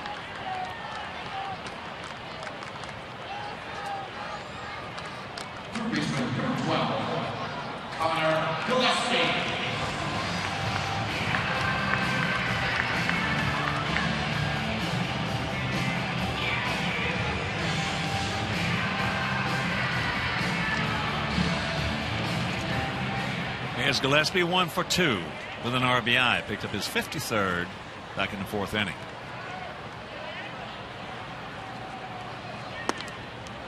Starts him off with a changeup.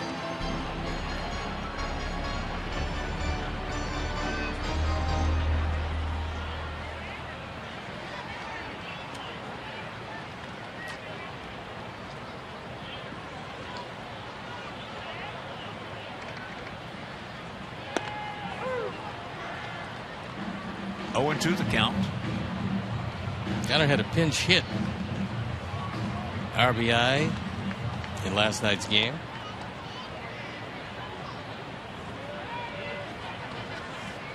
He's done a great job off the bench, although he hasn't done it frequently.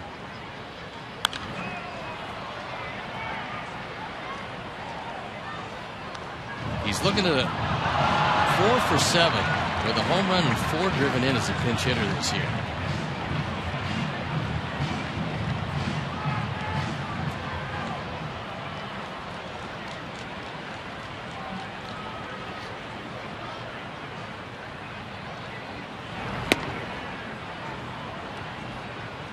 Tried to backdoor him and he missed.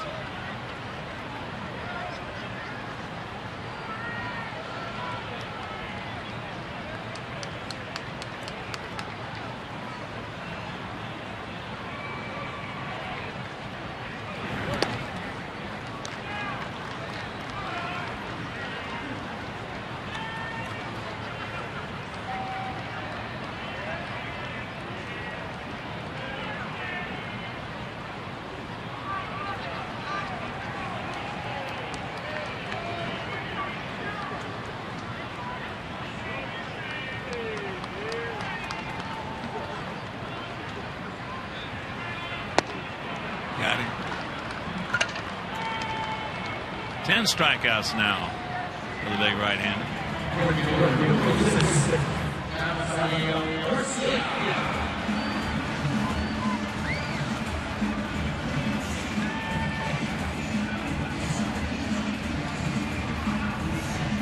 So here's Avi 0 for 2 with a couple of punch-outs.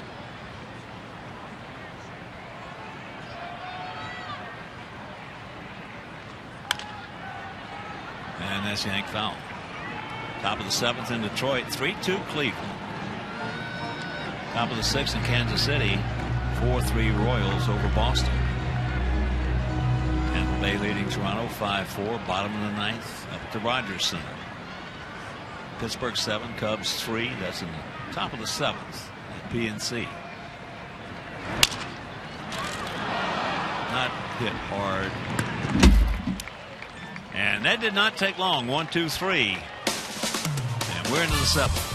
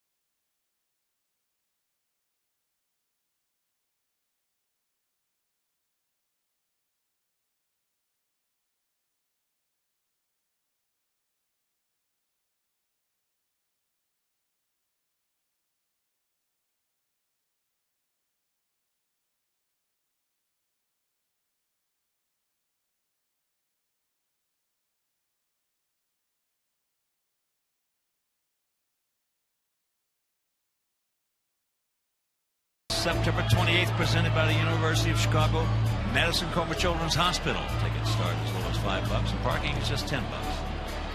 Purchase your tickets today by visiting whitesox.com/Sunday or calling 866-SOX-GAME.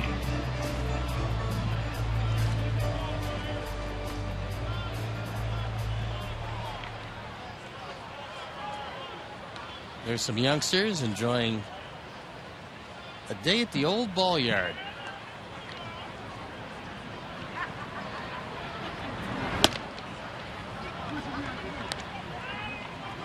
Four 7-0 for them, 3-5-0 for us here in the top of the 7th inning. And just in case, Ronald Belisario is starting to loosen up at the top of the inning, so you would think that Noese would be out there with a short leash.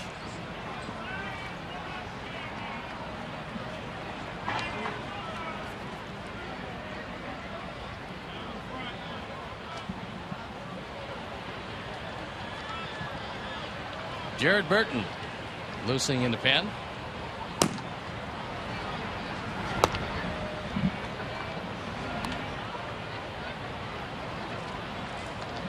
It appears that a Red Sox hitter hit a grand slam at KC game.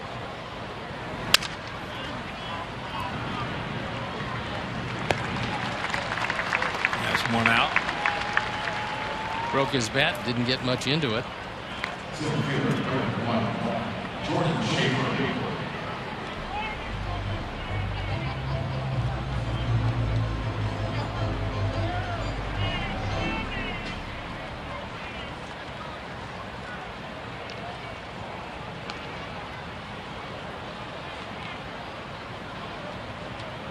And here's Jordan Schaefer. 1 for 2. A 2-run homer. Just a line shot out of here in the 4th inning. Just joining us, they scored 2 in the 2nd, 2 in the 4th. There's the bunt. Got to hurry. And he does. Nice play by Mitt. This is a really tough play. And Adrian jumps out, gets to it as quickly as possible, and then tries to get whatever angle he can on the throw and pours it across to get him by the slimmest of margins. This is a good, solid play.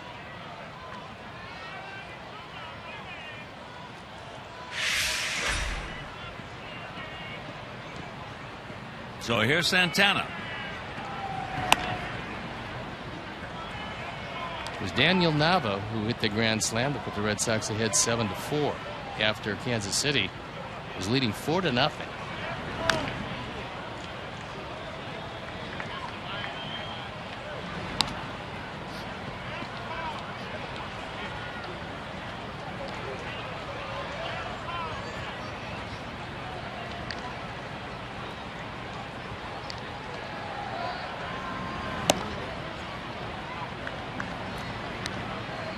Two and one.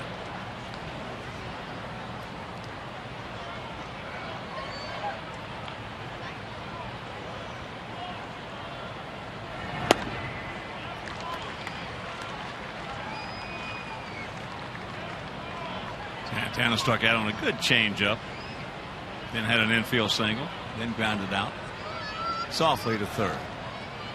Gap out there in left center.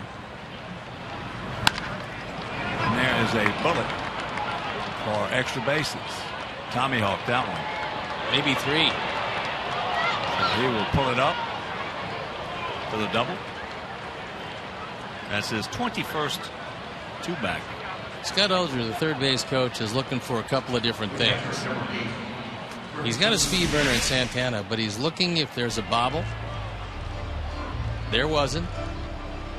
Avi got to the ball cleanly, picked it up. Then he's looking for the angle of the relay throw. And it was a good one. So he held him at second base, and that's going to be it for Noese, and will isolate on Santana, who right there picks up his third base coach. Pretty good idea after looking at the ball in the corner, then to pick up your third base coach. And so as Belisario comes in, we'll step out and be back after these messages.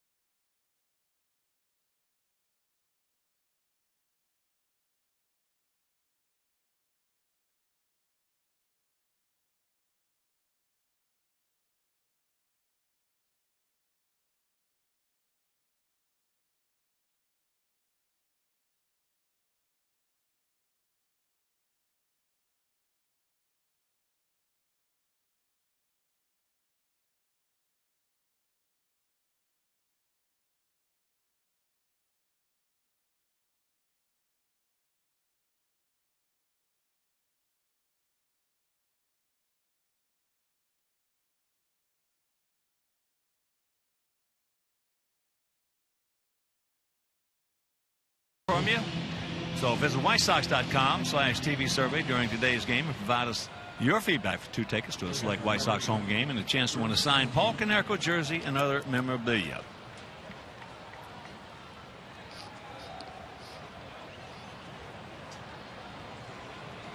Ronald Belisario comes into the ball game on for the 58th time. He's 4-8. The ERA a little above 5.5. He inherits a big insurance run out at second base, and Kurt Suzuki. Bet.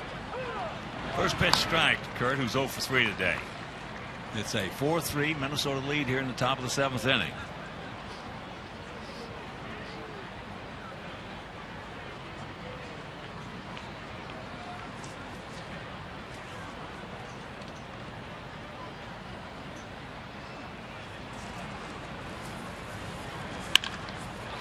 And what new? It's a 5-3. Throw is off the mark. He is a Sox killer.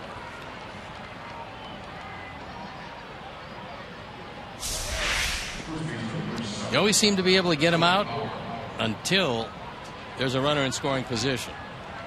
He takes a good moving low fastball and just drives it into the gap.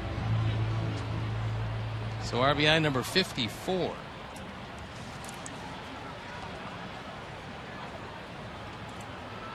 Here's Mauer. They're going to put him on. And get to Plouffe. Well, they do. We'll check some scores. Boston has taken a 7-4 lead over Kansas City. That's in the bottom of the 6th at Kauffman Stadium. Bottom of the 7th in Detroit. Still 3-2 Cleveland.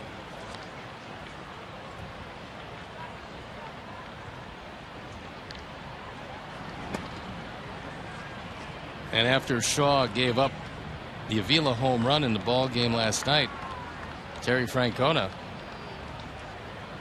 with a vote of confidence for Shaw, he said, I'm still going to hand him the ball in a key situation, and he's given it to him here with that 1-run lead. Now he's got a man on and nobody out. And Toronto came back and have tied up Tampa Bay. Extra innings, top of the 10th at the Rogers Center. Blue Jays trying to play themselves into a wild card spot. They're coming close. They come in at 77 and 70.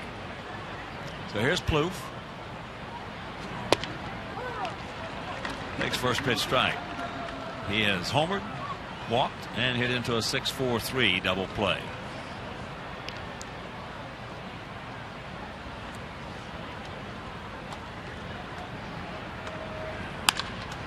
That ball hit hard. We got a man there.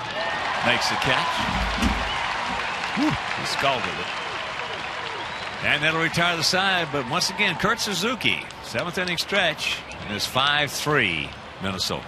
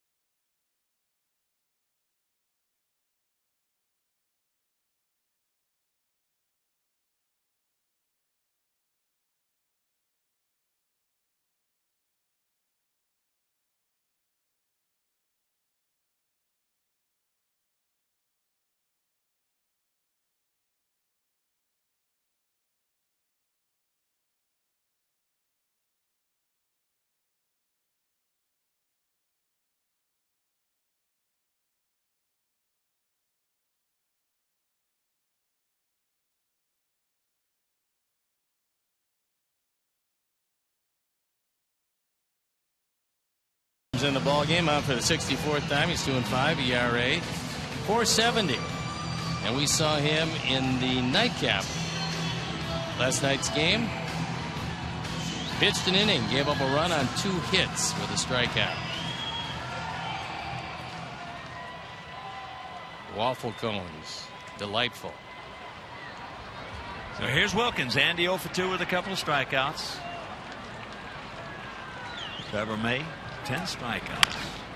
There's a chopper 2 hopper. 1 pitch, 1 out.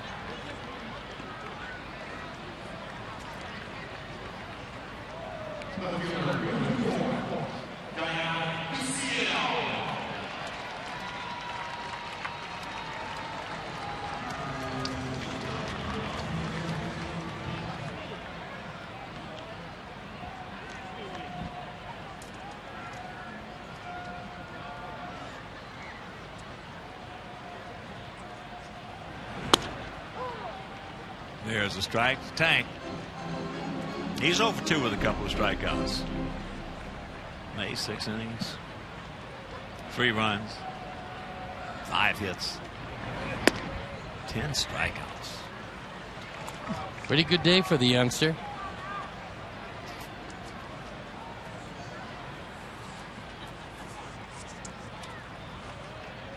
Outfield straight up, spread out. And that's popped up right side. Lauer taking charge as he should. 2 down.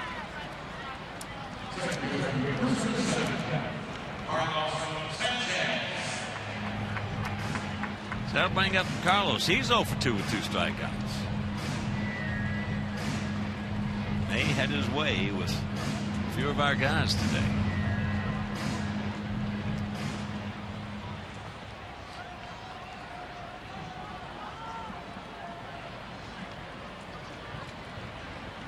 Tigers have taken a 4-3 lead over the Indians. Bottom of the 7th. I think there was a Kinsler home run against Shaw again. See, again, because he gave up a key 2-run homer last night to Avila. Well, some guys hit him in bunches, some guys throw him in bunches. Shaw's been used a whole lot out of that pen, and it's been a wonderful year for him. The last couple of days have been pretty tough. Everybody in that pen has been used a lot this year. They have. They have an inordinate amount of appearances. I think they're leading the major leagues close to 40 appearances more than any other team.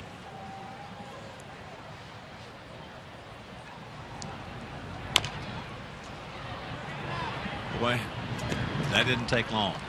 1, 2, 3, quick, and we're into the 8th.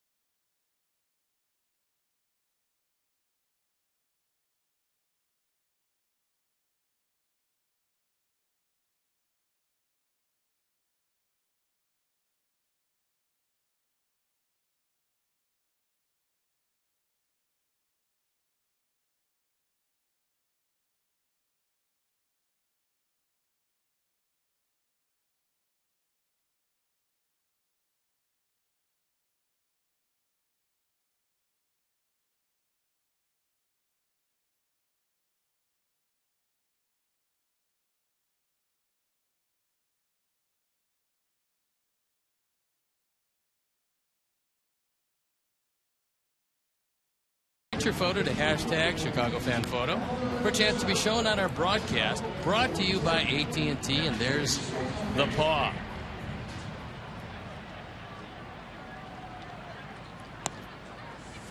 Michael Clado comes in the ball game, and he is the third of the Sox pitchers today. On to the 24th time. He's 0-1. ERA a little above 5.5. 18 walks in 24 innings have been a problem. A great arm. Throw strikes. Usually don't hit him very well.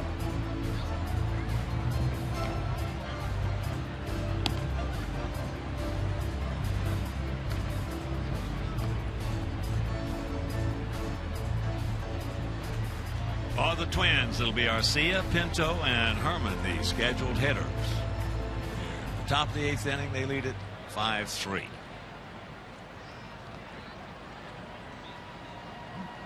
Taking some other scores, bottom of the 2nd at the Big A in Anaheim, Houston leading the Angels 3-0. Angels on a 10-game winning streak. After 6 in St. Louis, 3-1 Cardinals over the Rockies.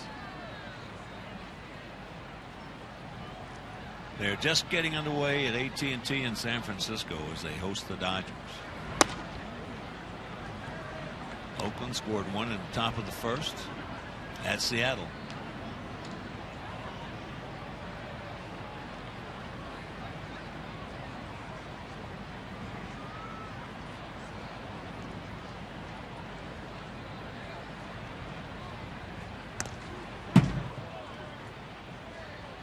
Two 2-0. Washington continues to roll. They shut out the Mets 3-0. Zimmerman 12-5 with a .283.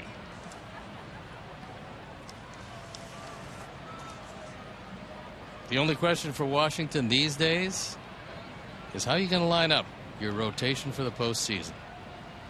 They are 22 over 500. Now leading by 10.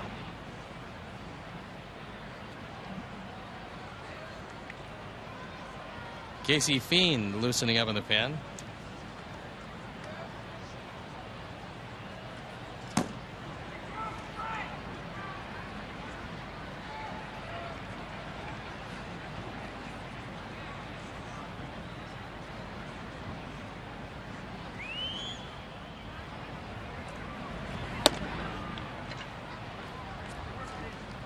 That didn't take long.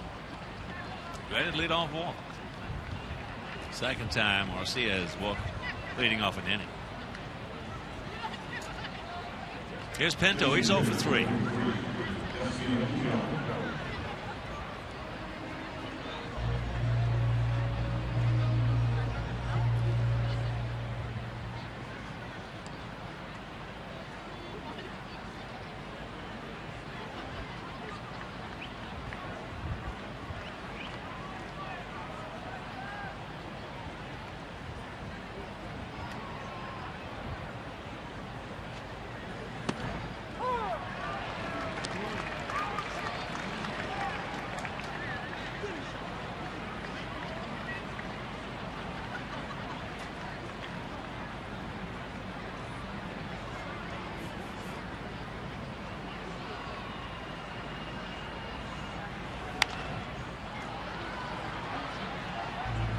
That one 97 right in on his hands, and there's not a whole lot of guys can get the bat out quickly enough.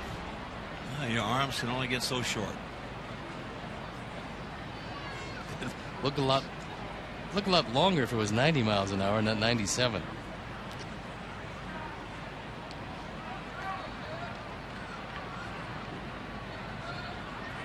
Gap in left center. He gone.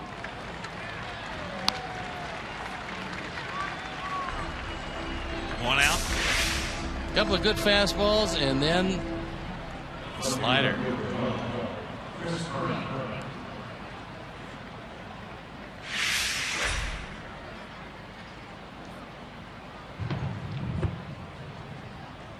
Chris Herman 1 for 3 and was robbed of a base hit on a beautiful catch, a sliding catch by Viciedo.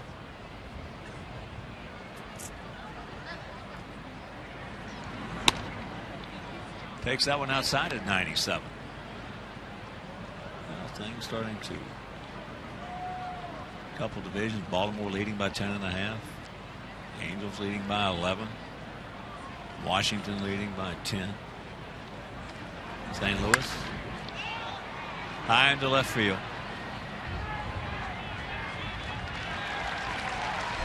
Two down.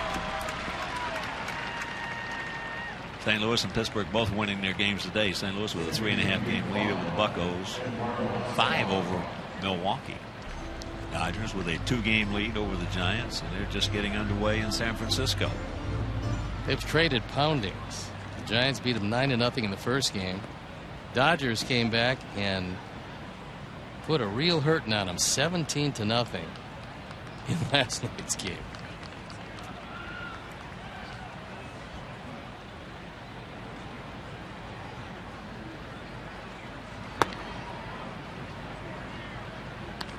Escobar.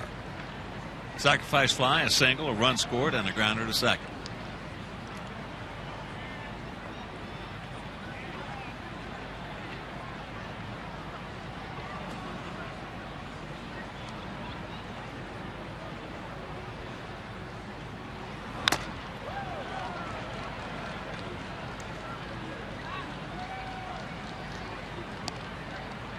One and one the count.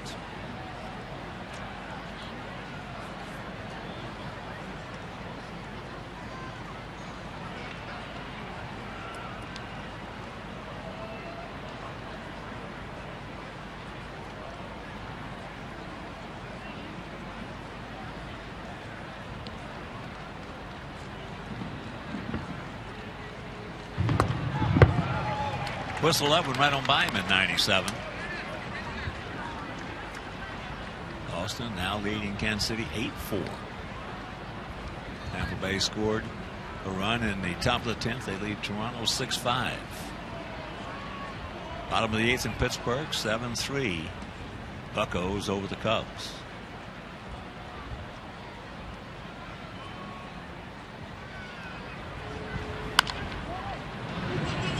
Chopper 2 hopper. And that'll retire the side. We go to the bottom of the 8th. We need some runs.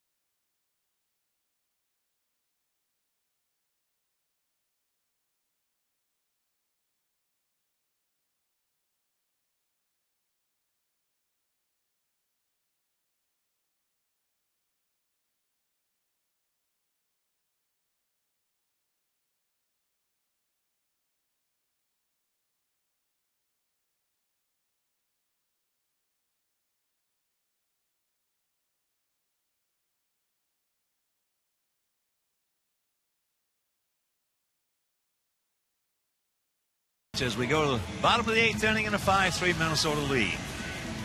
We've got a new pitcher. Casey Fiend comes in. He's had a very good year. On for the 70th time, 5-5. ERA 3.73. Only 10 walks in 60 in the third. And Aaron Hicks takes over in left field.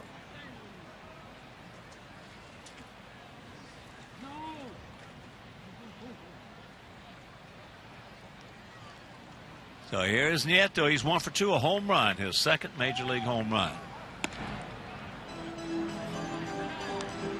Takes ball 1. Start us off right here, Adrian.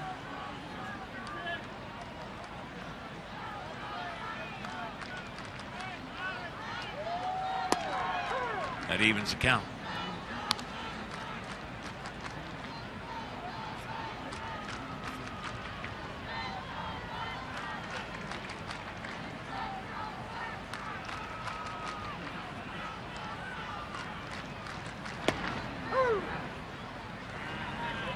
No. That was not a strike. Well off the plate.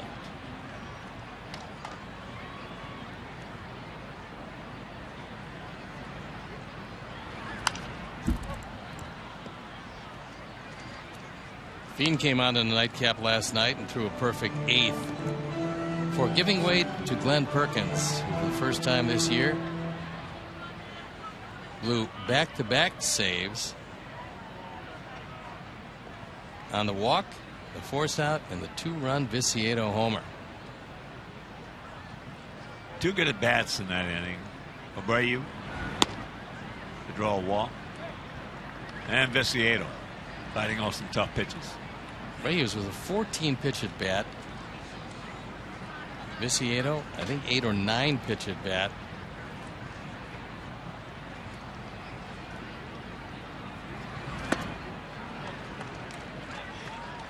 One out. And that'll bring up the top of the order Adam Eaton. Adam is 1 for 3 an infield single, and he has scored a run.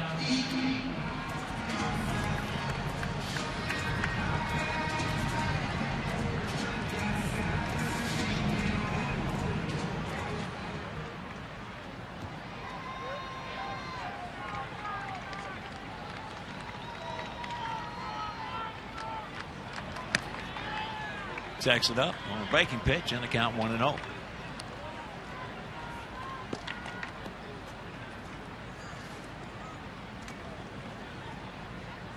Boy, that was a big win for Kansas City last night. Guthrie. They've had a lot of trouble with Boston this year. They beat them 7-1 last evening. Boston comes right back, leading 8-4. Royals, Guthrie. There's a little soft comebacker. 2 down.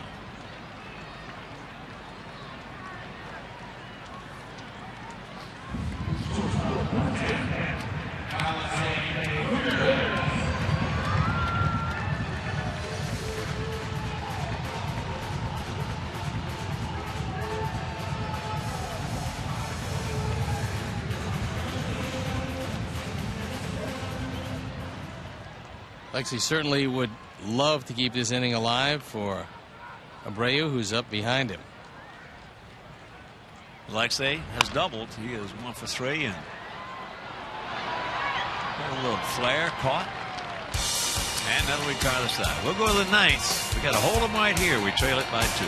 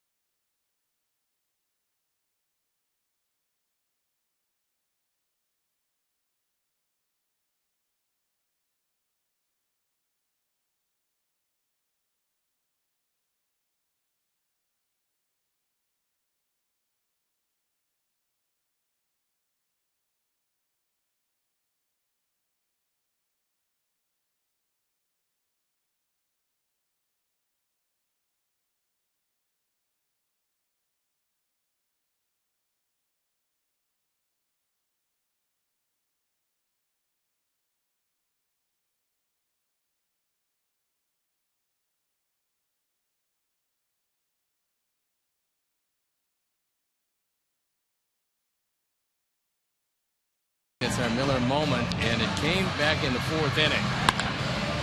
Jordan Schaefer with his first home run of the year.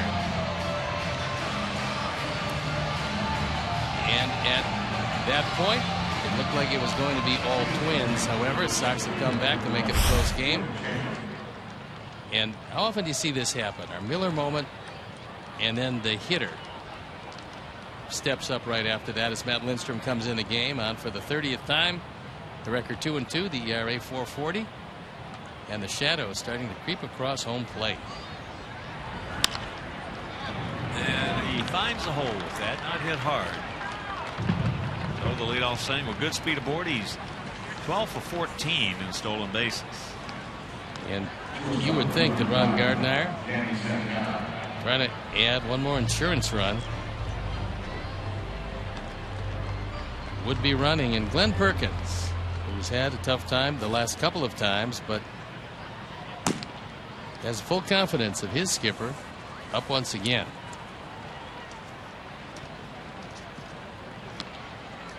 He'd like to see this inning go for about 5 or 10 more minutes. There's a strike. Had a foot on his pitcher's fastball. By the time Perkins gets out there, it's going to be pretty shady around the plate.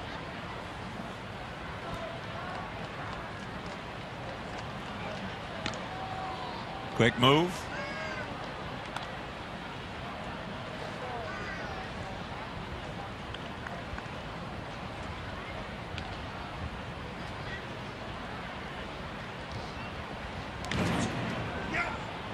Close. Almost got him. That's what a lot of pitchers will look for.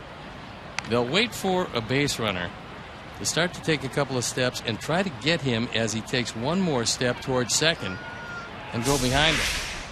You see him taking a step. That's why you don't use crossover steps on the leadoff. Use side steps. There he goes. High throw.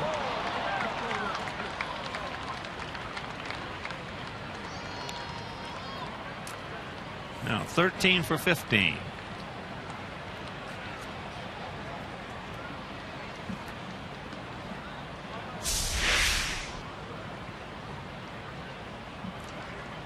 Not a great jump, but very good first step acceleration. And that's 28 overall between Atlanta and the Twins for Jordan Schaefer.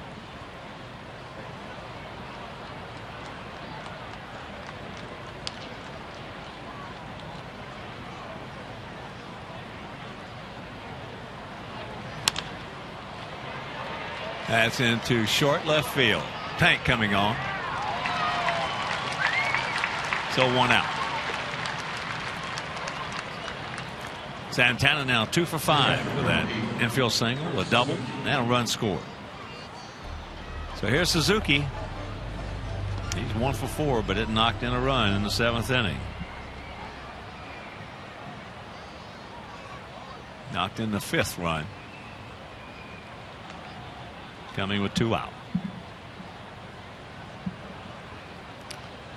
This year he's hitting .415 against us with 13 RBIs. And this is the 19th game. And he didn't play in a couple of the others. That's amazing. And he used his whole field. Yesterday took one right down the line for his pinch double. This one in the gap in left field. There he goes. Plate.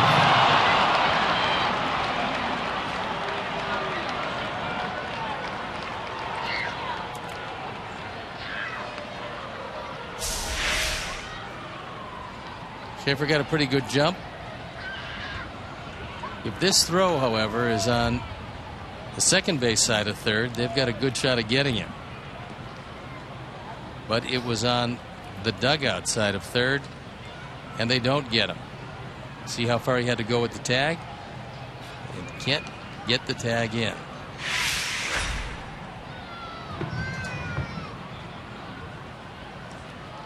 So now the infield in, and a 1-1 count.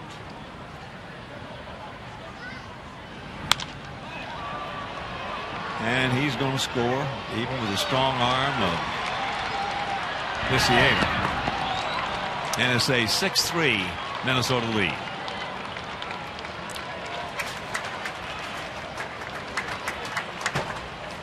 That's True driven in for Suzuki. And that is the insurance run they were looking for. Suzuki now with 55 for the year. Well, we got the right guys coming up. Abreu, Gillespie, Garcia.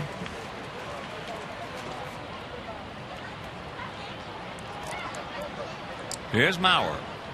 1 for 3 with an intentional base on balls.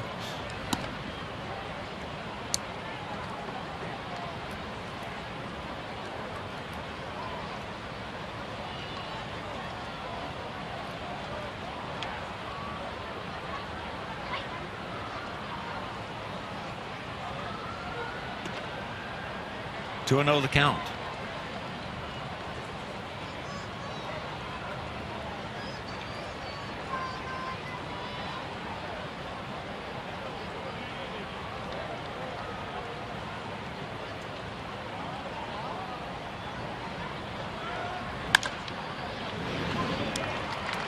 He picks up his second hit.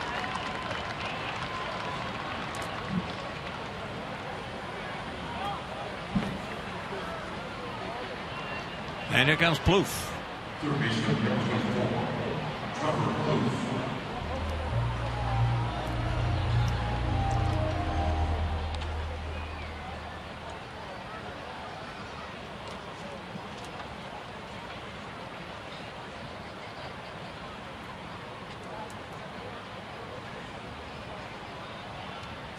Plouffe has turned into the most dangerous man in this lineup. Takes a strike.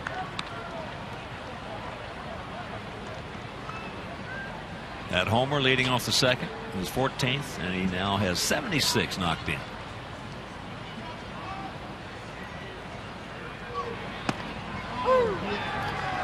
And the count 0-2.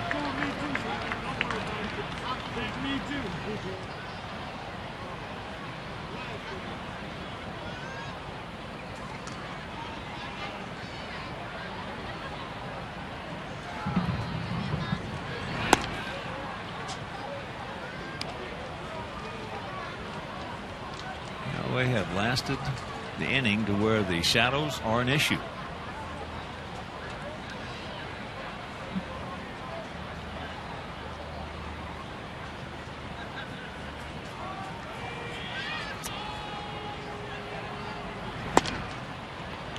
The only good thing about it is Perkins is going to be bringing that fastball.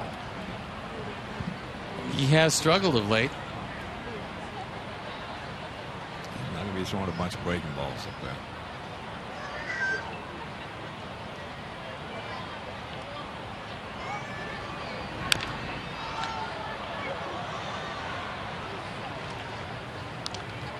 Count hangs at 2-2.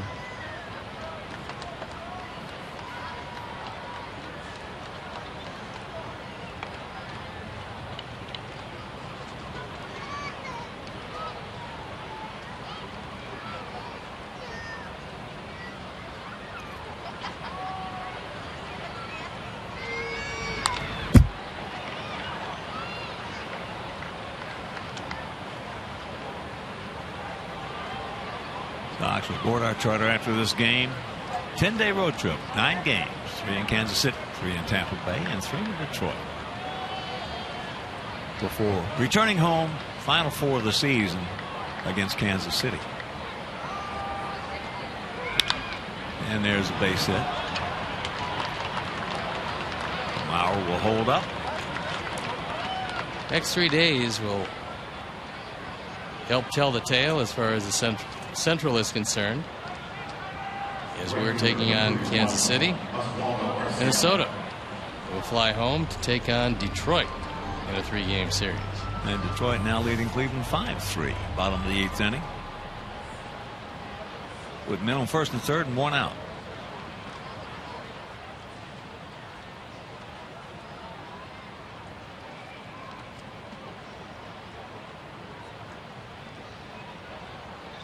Milwaukee trying to stay alive at 77 and 72. They lead Cincinnati 7-1. Bottom of the 7th at Miller Park. Bottom of the 2nd, Seattle still 1-0 Oakland. Pittsburgh won their game. They beat the Cubs 7-3.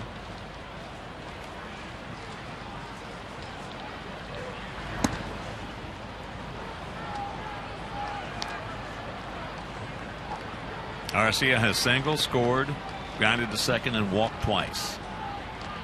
Tampa Bay beat Toronto 6-5 in 10.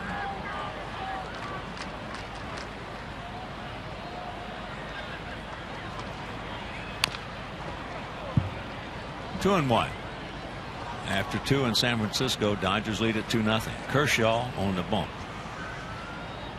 It's gotten awfully difficult to get 2 runs off Clayton Kershaw.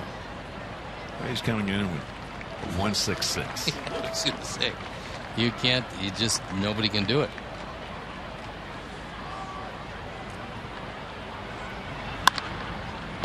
Nice play by Abreu. Will take it himself. Boy, that ball was scolded.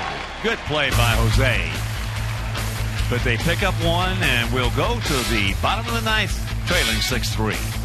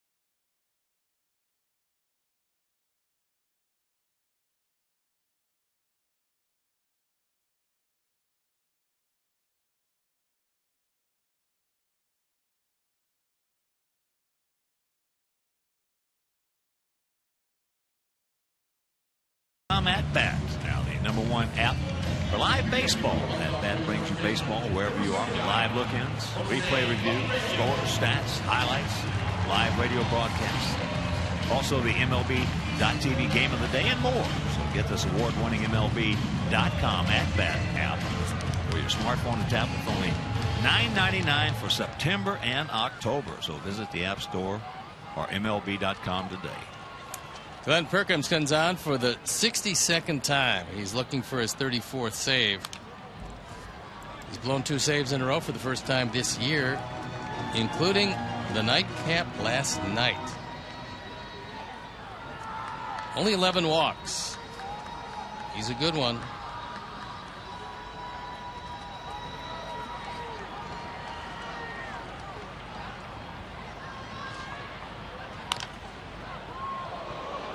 Jose has faced Perkins 5 times, has 3 hits.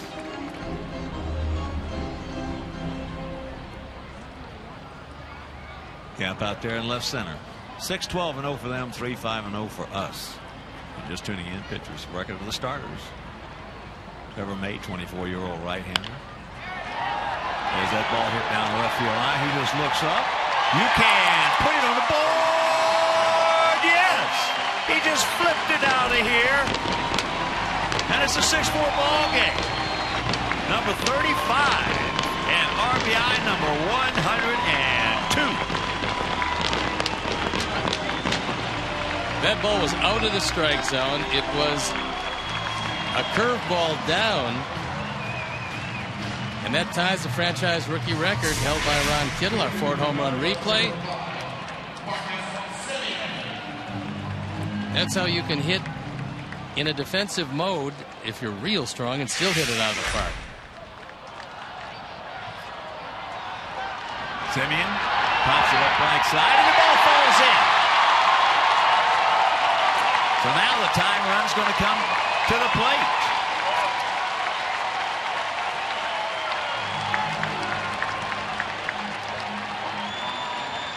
And an uncharacteristically bad play by Escobar. Could very well be that the shadows from the light standard got him as his fastball away, propped up, and Escobar cannot make the play. He overruns it.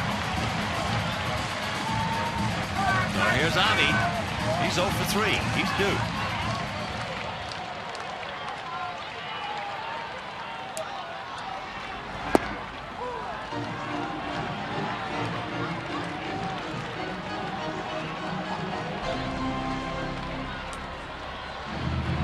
Michael Taylor in the on-deck circle.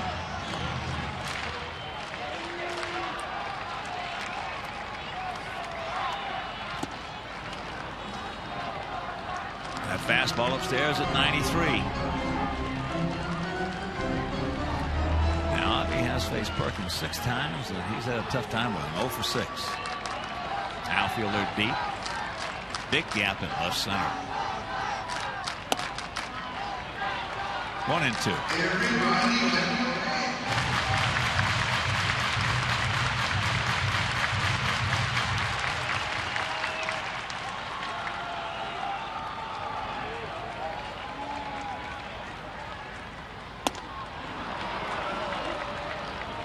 For 7. Sometimes you just can't pick up somebody. And here's Michael Taylor.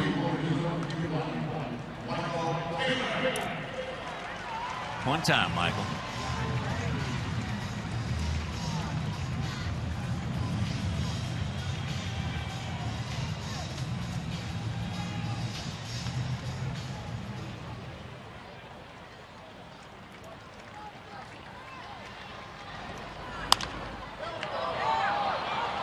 That's out of play right side. Souvenir.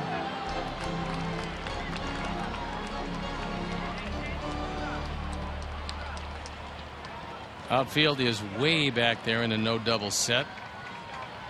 Just a couple of steps into right center. And the count 0-2.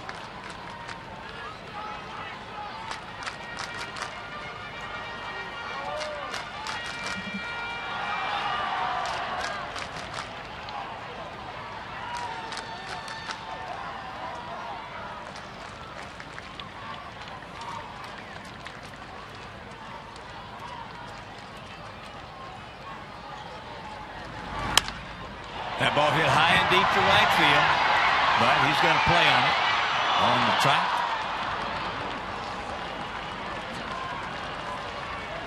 Two down.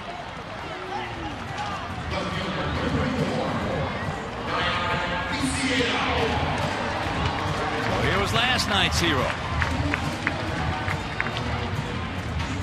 That 2-run homer in the bottom of the 9th off this guy. To win it 7-6.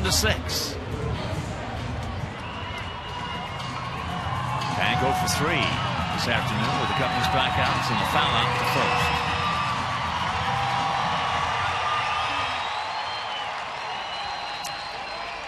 He is 6 for 12 lifetime off then.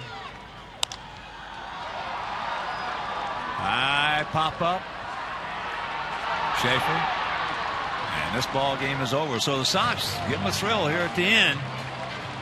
But the Twins get on the board. They take the finale. They salvage the finale of this 3-game set. They win it 6-4.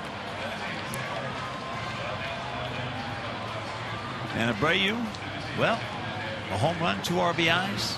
Pleasure to see him swinging the bat. I mean, he had one at bat early last night where it looked like he was getting back and aggressive again. And today, the base hit was good. That was an inside-out little looper, but this little flip down the line, and he ties the rookie record held by Ron Kittle at 35 home runs. And let's check out our GMC professional grade players of the game. It is the 24-year-old right-hander Trevor May and Jordan Schaefer, our GMC professional grade players of the game. So for my partner Steve Stone, our director of command, you, our producer Mike Leary, our associate producer Dave Ross, our technical manager Mark Harper, for the mayor Mean Joe Groove, and also the executive producer Jim Corno Jr., and for Doug Bullard, Dave Chella, Joe Fallsback, Mike Aiello. This is a Hawk. So long, everybody. Coming up next, Subaru Post Game Live with Chuck and Bill. You've been watching White Sox baseball on Comcast Sportsnet.